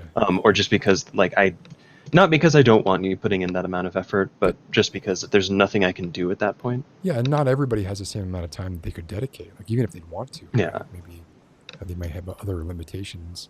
So I could see like putting a cap on it to make sure that things don't get too out of control.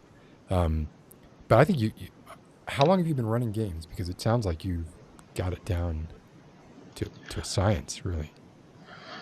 I have been running like actual pen and paper games for about it would be about 3 years now.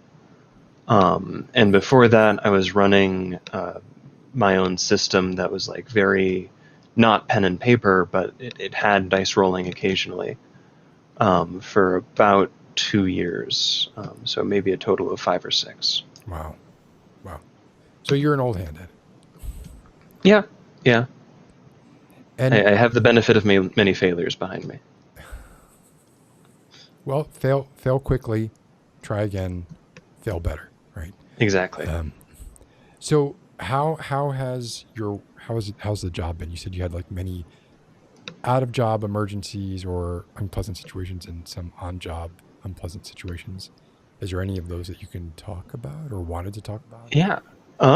One to talk about, I leave that to the audience, but there are plenty that I think are really interesting.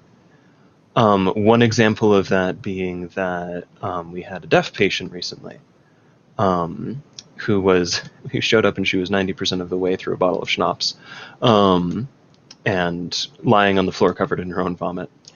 And when you say showed up, someone called 911. Oh, got it. Okay, got it. Yeah. And it was funny to me because like scene safety, making sure that you are not going to become a patient is a big part of our training. And I was kind of the big advocate for that in my class and when I was training other people. And I saw this dog that probably came up to like my thigh or my hip in the house. And I couldn't tell what breed it was, but I try not to go based off of that. And I just saw it and I was like, it looks like a big pug. It's not angry. It looks like the person in the house has it under control. And I start walking in, and apparently my trainer and his partner were like sitting in there looking at the dog like, yeah, maybe we should call the police and get them to control the dog because it doesn't look like the person is in too much danger, but that dog is definitely dangerous. Mm-hmm. And they were like reaching for the radio to call, and then they just saw me like my happy ass skipping into the house. And I walk in, and yeah, it's a huge pit bull. But it's fine. It's, it kind of sniffs me, and I scratch behind its ears as I go to work on the patient. And, my crew follows me in, and everything's fine, and we ask one of the people on scene, like, hey, can you put the dog somewhere else? And the guy, I don't think he lived in the house, put the dog in the kitchen and closed the door without realizing that the kitchen also opened to the front yard. Oh boy. So when one of my crew members went to go get the gurney, the dog jumped at him and didn't hurt him. He is okay. But it kind of struck me like, I wonder why that is, because the dog was fine with me like touching and petting it and like laying hands on the owner and doing things which were obviously painful to her. Yeah, that's where I would think you would get in trouble, right? Because the dog might not be able to tell the difference between you are helping my owner and you are hurting my owner, right? Yeah. Whereas one thing I'm in the front yard, wow.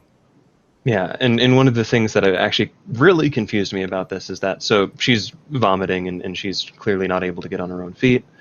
And so I like grab her by the hip and shoulder and roll her so that she's not vomiting into her own mouth. And later we found out that she had a pelvic fracture a while back. So that was probably very painful for her, and I just didn't know. And she, yelled out, and the dog was still just fine with me. So are you? And so I've been reflecting that dog looked at my, skinny white boy nature and was like, well, this guy's not a threat. And then looked at the two, like, really buff dudes who are coming in behind me and like, okay, but maybe they are.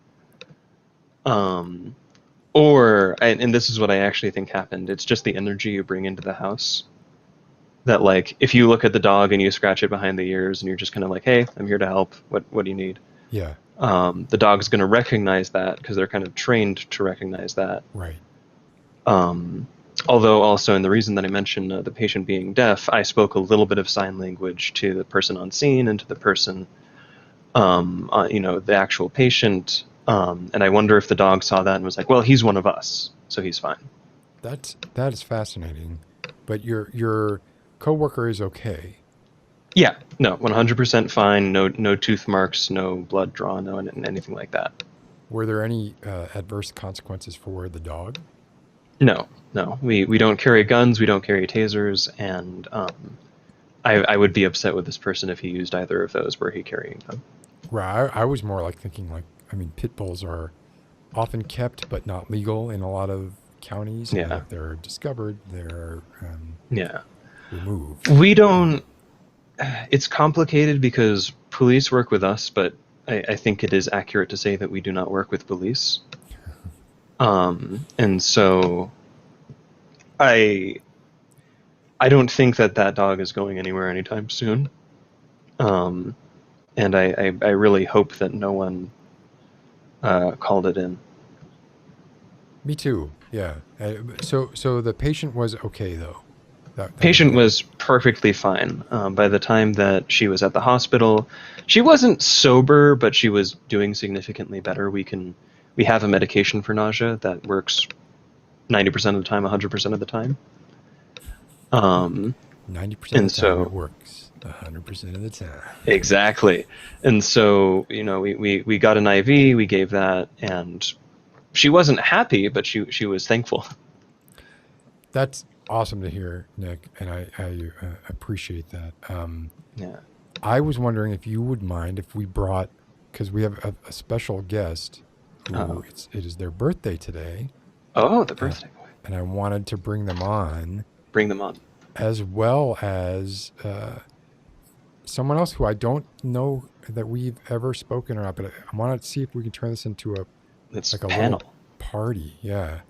I don't know if it's going to work or not, but we'll give it a shot. If you're good with that, Nick.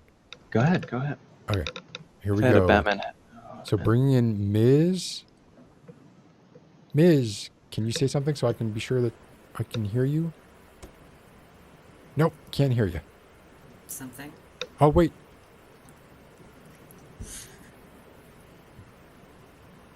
It was weird. I heard... Yes? Wait. I'm hearing like... Nick, are you hearing like a very long delayed sound? Could you say something else, Ms.? Could you count to 3 or something? Have I been trapped in Yeah. the room? Hold on, maybe... Yeah, there is a it's delay. me.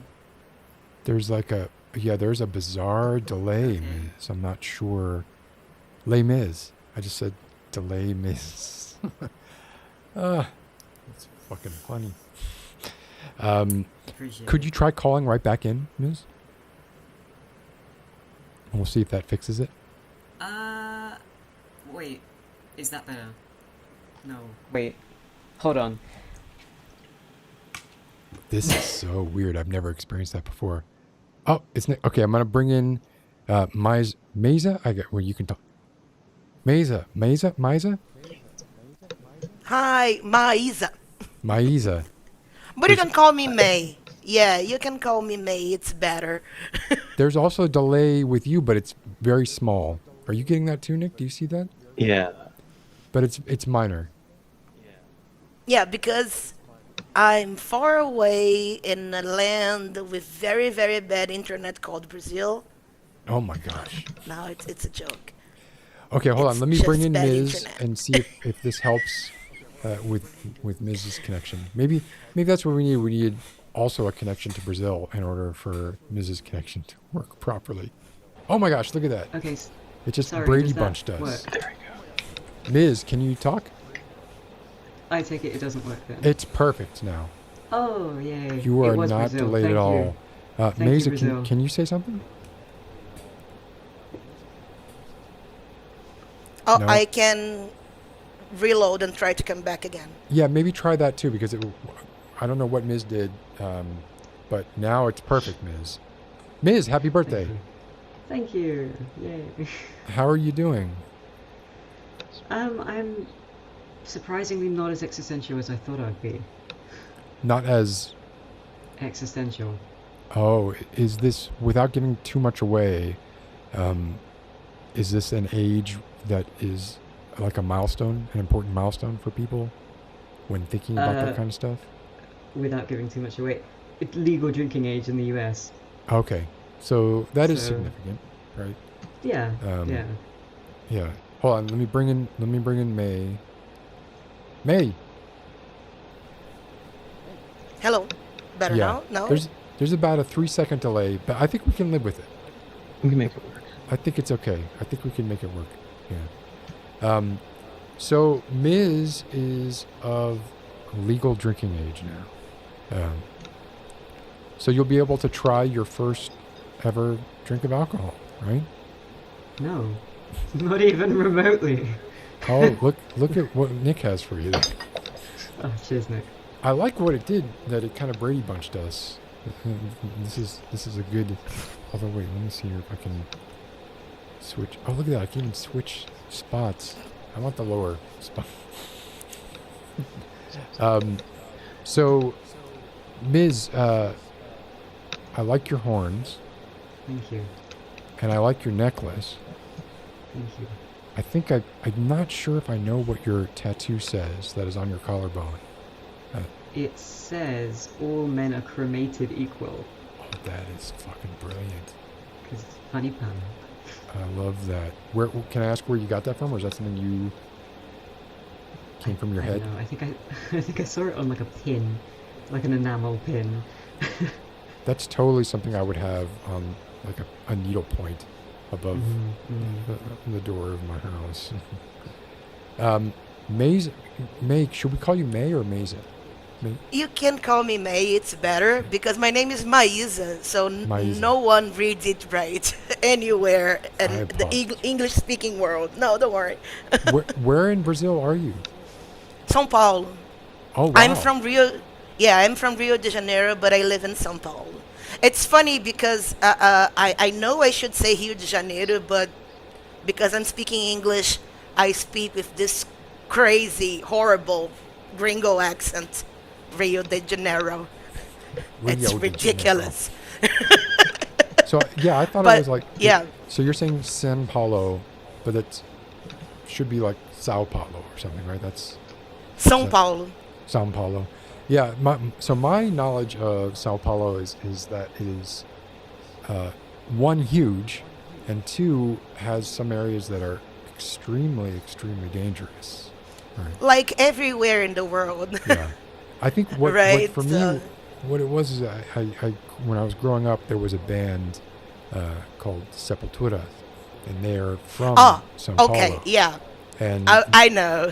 yeah, and like they would always advertise themselves as like death metal from the jungles of Brazil, right? It was like, and the pictures is of awesome. them were always like, looking like they were either about to beat up a bunch of people or get beat up, or kind of very, very Urban Decay kind of aesthetic.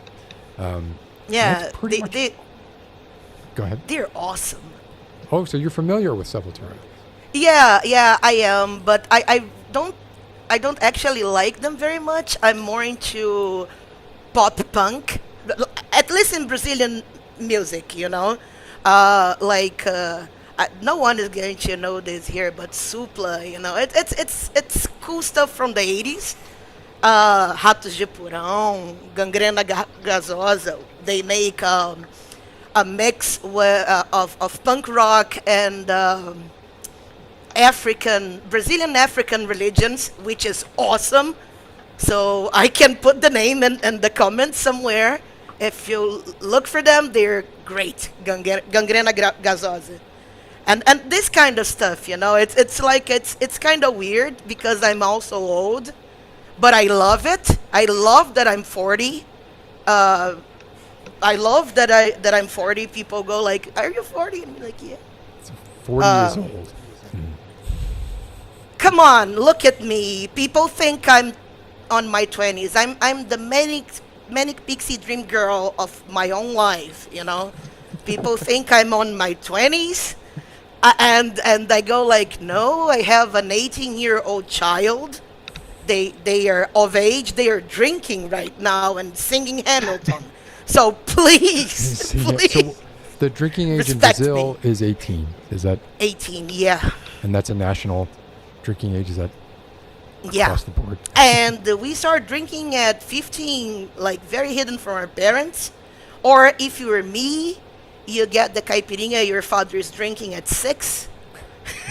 And you think it's lemonade and you drink it all. And it gets kind of crazy. Yeah. My family had nice, cool Christmas parties.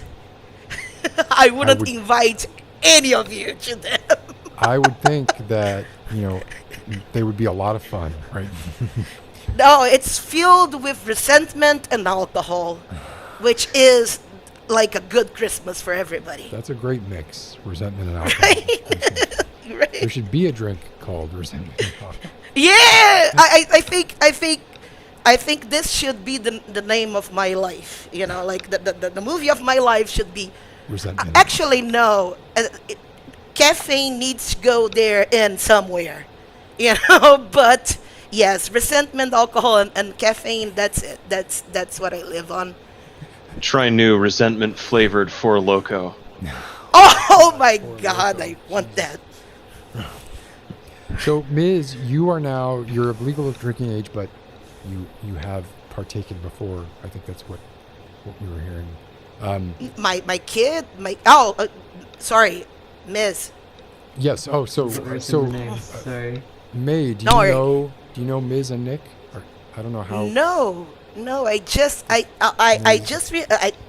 when I came in, Miss was talking, and Miss is pretty cute, and I was all like, "Oh, Miss, you're so adorable," and then the vampire Nick started talking, and the chat started like, "We should. How can we know he's not a vampire?" And it was very funny. So I know him, and I know you, so everybody knows everybody. That's so. a good point, though, Nick. Do you have a way of proving that you are not a creature Not of the in night? camera. No, People have don't been, prove. yeah, don't people have prove. been The speculating mystery is about better. the staff Right. in the see, corner, Ms. was just crucifixing you. right? Doesn't work over an internet connection. That's right. It has to be. That's one of the rules. The rules seem to be like this ever-shifting set of MacGuffins to sort of fit whatever the writer and I'll- the director. I'll have to send one of my research documents eventually, or just read them on stream, because I've done a lot of research about Dracula and the various iterations of the vampire myth. That's right. I remember us talking about this when I was rereading Dracula a few months ago. That's right. And yeah, the mirror scene is really interesting. The mirror scene you're talking about when Jonathan When he Harker throws cuts the hand himself? mirror out of the when he throws the hand mirror out of the window. Oh right. Yeah. Suffice to say, because I write vampire fiction and because I have an overwhelming interest in them as metaphors, I have done very, very many readings of Dracula, and I do about one reading a year, and the most recent one was from a queer perspective. Actually, no, the most recent one was from the Irish perspective, because Bram Stoker is actually originally Irish, and reading invasion fiction from a different country is interesting. Oh. But I'm going to say this other thing, which is Monty Python established 47 as the official age of being old, so Maze is not old. And in my family, if we get through the holidays without someone calling an ambulance, that is considered unusual and good, but worrying for the next year. There we go. We tied it all together. I can recall Monty Python saying 37 was not old in Life of Brian when they're talking to King Arthur. The peasants are talking to King Arthur. In Life of And- Brian? Yeah, and the line... Okay. Oh, no, I'm sorry. Holy Grail. Sorry. Thank you. and the line is something like, "I'm 37. I'm not old." Right. But where This are you might be getting- I a don't hearing remember- issue on my father's part because my father is the one who quotes it often. Oh, okay. So you're saying that your father had quoted that in the Up until Holy he Grail, was 47. according to Monty Python, you are young until you're 47, and then bam, you're old. Yes. Yes. I wanted I am to. timeless. Your timeless. I am forever old and forever young at the same time. That's a There great you Yes, go. I've been drinking Coca-Cola. Holy crap! Yeah, I just wanted to show the chat because the chat is accusing me of not being sober, which I'm not, but it's not alcohol. Can I see what is that like a different kind of Coke? Why is it black? Is that Because sugar-free? it's can't just diet. ask people Yeah, why they're- sugar-free. Yeah, sugar-free. You can't. Yeah, that's a good one, Nick. I wish I thought of that. I'm so sorry right now. Here's an interesting question, and maybe people don't feel like divulging this, but is everybody on this call right now vaccinated? Half. So almost Half everybody. and half. Yes. So you got one dose. I had the first dose, but I don't expect getting the second dose anytime soon because my president is a racist old uncle who says racist old things in the barbecue, and he's anti-vax, and he has been using the contracts to like rob money from this country, and I'm very angry. So, but by the grace of God, the governor of this state is awesome. So he's buying vaccines like crazy. I got my first dose. I'm waiting for the second. It's going to be in 1 month, I think. I hope that it comes through for you. But Yeah, even me one dose too. is good. Like basically, you're probably as protected as I am with the Johnson and Johnson because as I will repeat over and over, kind of screwed myself on that one. But yeah, I hope that you're able to get. I don't know anything about like the political situation in Brazil right now, but You it's a don't mess. want to. Yeah. You don't want to. I mean, we elected the racist old uncle in the barbecue, so Well, so did we are we. getting Same what thing. we deserve. Yeah, we are getting what we deserve right now, and it's making me very angry Oh. because it's weird on the streets right now, and it's not safe if you're not a heterosexual person, you know. And the first acts of violence that got close to me were during this government. So yeah, it's kind of scary, you know. Yeah. I'm right. worried about the vaccine, but there's so many things, you know. This is when you have someone in power like that, right? It just sort of emboldens those kinds of groups and normalizes that behavior and kind of. When's the next election for you? Next year, but Bolsonaro is already taking some pages from the Trump book, you know. So he's saying like the elections were rigged because we use machines, and now he wants the paper again because he's old, you know, for some reason, and there's no time to implement the paper stuff. And now he's saying that if Suspend the there's no election? paper stuff, there's no, and now he's talking about suspending the election. Wow. And it's very Brazilian, you know. It's like a soap opera, and I'm very tired.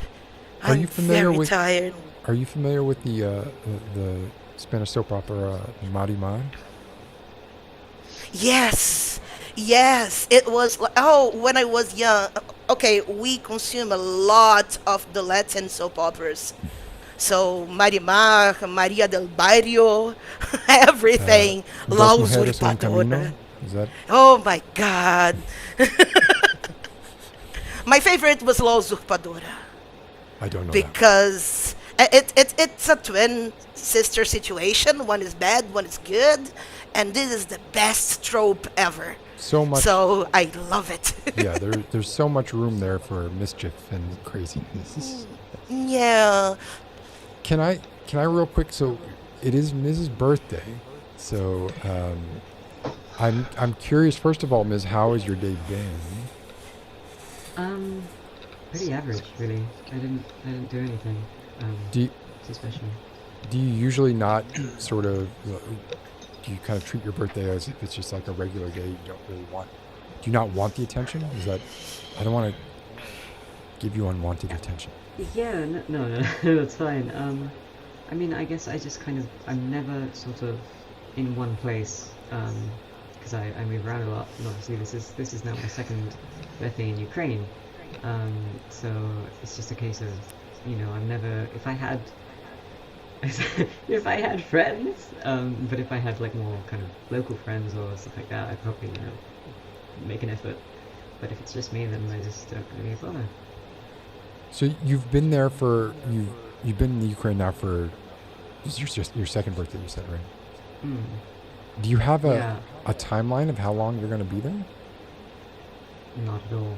Is it basically Not at all. indefinite? Yeah, it's completely indefinite. Oh boy, and that's it's not like you don't like it. You don't want to be there. Is that correct? I mean, it's definitely my own fault still in ignorance that I don't know the language still. But I know I think I said this last time, but I don't think I can physically return to the UK. I don't think I can make myself do that. It's changed beyond recognition in such a little time.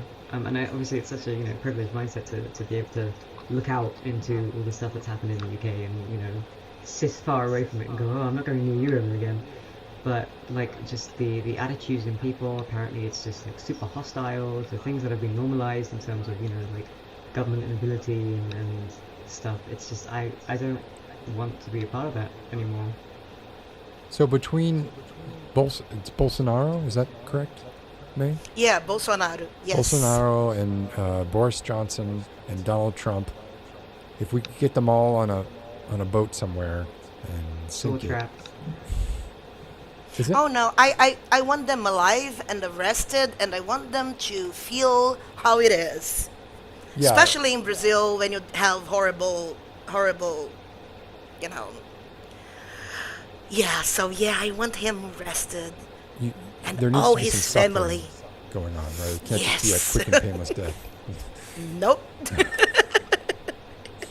Oh my I God. really think I really think that people should suffer the consequences of their acts, whatever they are, and death is a very very easy way out. Unless I am the one killing the person, then I will make sure it's slow, But people need to suffer the consequences of their acts. That's it. So I don't want them dead. I want them like alive and in prison and. But there's no You know. karma. Like it doesn't exist. People get away with horrible things, and they never have to pay the consequences. And Yeah, but they do. It's just not in the way we think. And I'm a firm believer of that because our minds are horrible places. And They and, are. and if there's one thing I love about your stuff is that it plays with that. I'm always like in the midst of an existential crisis. I'm sorry, English is hard sometimes. No. And I listen to your stuff and I feel better even when it's dark, And I realize that we have horrible stuff in our brains. So these people are suffering, but in other ways, And I'm pretty sure it happens. Do you not think, though, that I guess I wonder what everybody thinks about this. Like, it seems to me like one of the sort of self-correcting, or it's almost the opposite of self-correcting. It's a problem in that if you are the type of person, if you're a sociopath, basically, right? You probably don't have those conversations with yourself. You don't have those doubts about your own actions or empathy. You don't have empathy for others, right? You don't have you sleep like a baby, right? Like, you don't think that that is like when I think about Donald Trump, I don't think that he stays up at all, like giving an F about anything that he does or Oh no, thinking. no, no, no. But the threat of being humiliated and discovered, I think it's a hell in itself for him. Like it is the same for Bolsonaro, and I think they are suffering right now. They are crazy. I think Bolsonaro is like scratching himself like in a crazy way to sleep because there's a huge investigation and they're leaking stuff like left and right, and it's being seen. He can't go anywhere without at least one person screaming something bad at him. Now he knows, that for him, for his ego, that must be an enormous suffering. I really wish I could read his mind and savor that. But I I see it in his eyes, I never looked at it that way, but yeah, so and I don't know Bolsonaro enough to know, to have seen him speak or to really know that much about who he is or what he does or kind of maybe see the pain in his eyes or something. But I guess through that perspective, I can see like Trump is very desperate, right? He And gets flustered and his hands move in a weird way. For him, he's very tense. He gets angry. He snaps at sometimes. That guy is in immense emotional suffering, and it's tasty actually for me. one can Like hope, yeah. when I see him, like he flails. He. I mean, everyone has a pattern and movement, and when they are flustered or angry or everything, and when it's not in the pattern, right? Right. Like for you, I know you're going to scratch the corner of your lip like every so often, and I will love the sound and hope that it happens. Like Nick looks down like this, and it's very, very nice. Miss has big eyes and stays very still. Like everyone has a pattern, so I can see when something happens. And these guys are suffering. I just wish it was public. But I that would just be wish very that- bad too. Like if they would not want people to know that they were suffering, they want everyone to think that they're just like, oh, I'm fine, everything is Yeah. fine, right? But yeah, I guess seeing beneath the surface, it seems like you have a knack for that, which is cool. And Ms. I feel like you're judging me. Thank you. no, not at all.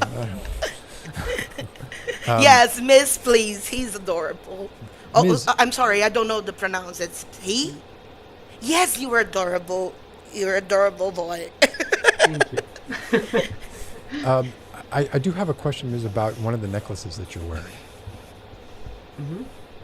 One of them is a razor blade. Yes. Is that a razor blade that you use, or is it is it? It's not real. for It's starters. performative. It's not. It's for.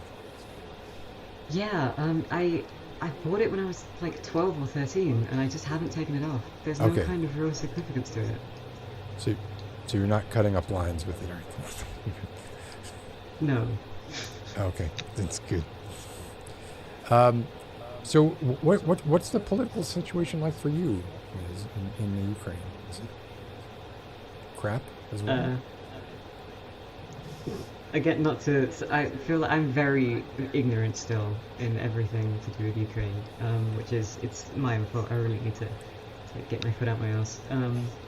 But I do know at the very least activism is alive and well in Ukraine. There's a lot of, at least from what I follow, a lot of LGBT specific like charities and stuff like that running in Ukraine that actively protest all the time, that are like fighting to get certain bills and stuff revoked. So it's quite, it's again, I'd say the attitude here is more progressive and nicer than it is in the UK, which sounds wild to say, but I think that the UK is like the most transphobic country in the world or something. Is that true? That's true. So you would say that the UK is more transphobic than the United States? Yeah, for sure. I think Turf Island. yeah, yeah, literally Turf Island.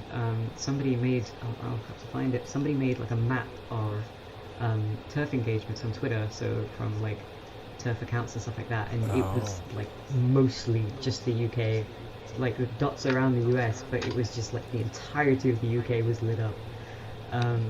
And obviously in the UK's like place, you have no bodily autonomy as a trans person. You have no options to transition or anything. The NHS waitlisting right now for transitioning is like 6 years. So 6 years. Yeah, so it's not something that can be done. At least I see a lot of, and obviously this is my ignorance because I have no idea, but I'm in a lot of trans groups that are like US centric, and the way people are just like, I went to Planned Parenthood and started all the process, and it's like, you can just do that. Like, obviously, I know that there's a lot of transphobia everywhere, but, you know, at least you can do it in the US. Right. I guess I'm wondering, yeah, the systems maybe, I guess I'm wondering more about like the people, right? And obviously J.K. Rowling is a prime example, right? And I wonder how much damage she did, right? Like by sort of being really kind of like the UK's darling writer in many ways, right? And then being so vocal about this in a way that was really damaging to trans people, right? I mean, is that it's kind of scary to think that one person, but I don't know enough about this. I wonder how much she is a reflection of attitudes that already exist in the UK, or was she more of like a fringe that has now kind of come into the norm in part because of her engagement? Like, do you know if that's the case? Yeah, I think there's been a lot of sort of kind of petitions for bills and stuff like that that are transphobic, that are like, that directly quote J.K. Rowling and stuff like that. She's very much used as like a kind of pushing. Is that a cat? Whose cat is that? Oh, Sorry, it's Mike. This is Ada Lovelace. And Heidi Lamar is on the other room, and I will let you meet them. But this is Ada. I'm sorry. She was quiet. Now she's not. beautiful calico. Is it? Yeah. And lovely names. Yeah. I'm a nerd. I'm sorry. But yeah, so well, I'm. It seems like stuff is crap all over, right? Like it's just like, not. I would love to say that, you know, with Trump losing the election, I mean, I don't want to be like, you know, America is sort of defining a lot for a bunch of other countries, but it does seem like with Trump's election, either that was symptomatic of something that was already going on globally, or, and it's kind of the reason I asked the question about J.K. Rowling, either symptomatic of something that's going on globally, or his election sort of pushed that sort of those agendas to the forefront globally in a way that maybe they weren't before, or maybe people felt like they couldn't express these things before, and the fact that Trump actually became president was like, oh, well, if that guy can become president, then surely we can say this bullshit that we're saying, right? So if that's true, then this is the hopeless, well, the almost hopeless optimist in me thinking that the fact that he was sort of, there was a referendum against him in 2020 brings me some amount of hope. But I don't know, you know, in Brazil, in the UK, in the Ukraine, I don't know what's going to happen, or if it's like a knock-on effect, or if it won't happen at all. I have no idea. But I hope for the best. But for as long as you can, for whatever you can foresee, Ms., you're going to stay in the Ukraine, either until things change in the UK, or until you have the means to like go somewhere else, right? Yeah, I mean, my long-term plan is, funnily enough, I'm gonna casually dox her on stream. Sinaloon, who keeps showing up every now and then, popping in and out, She is my friend, and our long-term plan, because she's still in the UK, we've been friends for like 5 years. Our long-term plan is to live in Europe somewhere together. And we have even thought Ukraine, just because, just in terms of access to like healthcare and stuff like that, it's just infinitely just better and more accepting and kind of more accessible than it is in the UK at the moment. Wouldn't that be great if, like, for your next birthday, things were different and you could measure it that way? I hope so. Yeah, me too. I want to kind of wrap things up here because we're coming up on 3 hours. But if there's anything that anybody wants to say or any questions anybody has for me or for anyone else, now would be the time to pipe up. Anybody? I'm very quiet and very silent, hoping for the chat to be funny again and throw a question because I have none. I just love this. Thank you very much. I hope we can talk again soon. And if you're in Discord, I am Nordin there. Wait, what's your name in Discord?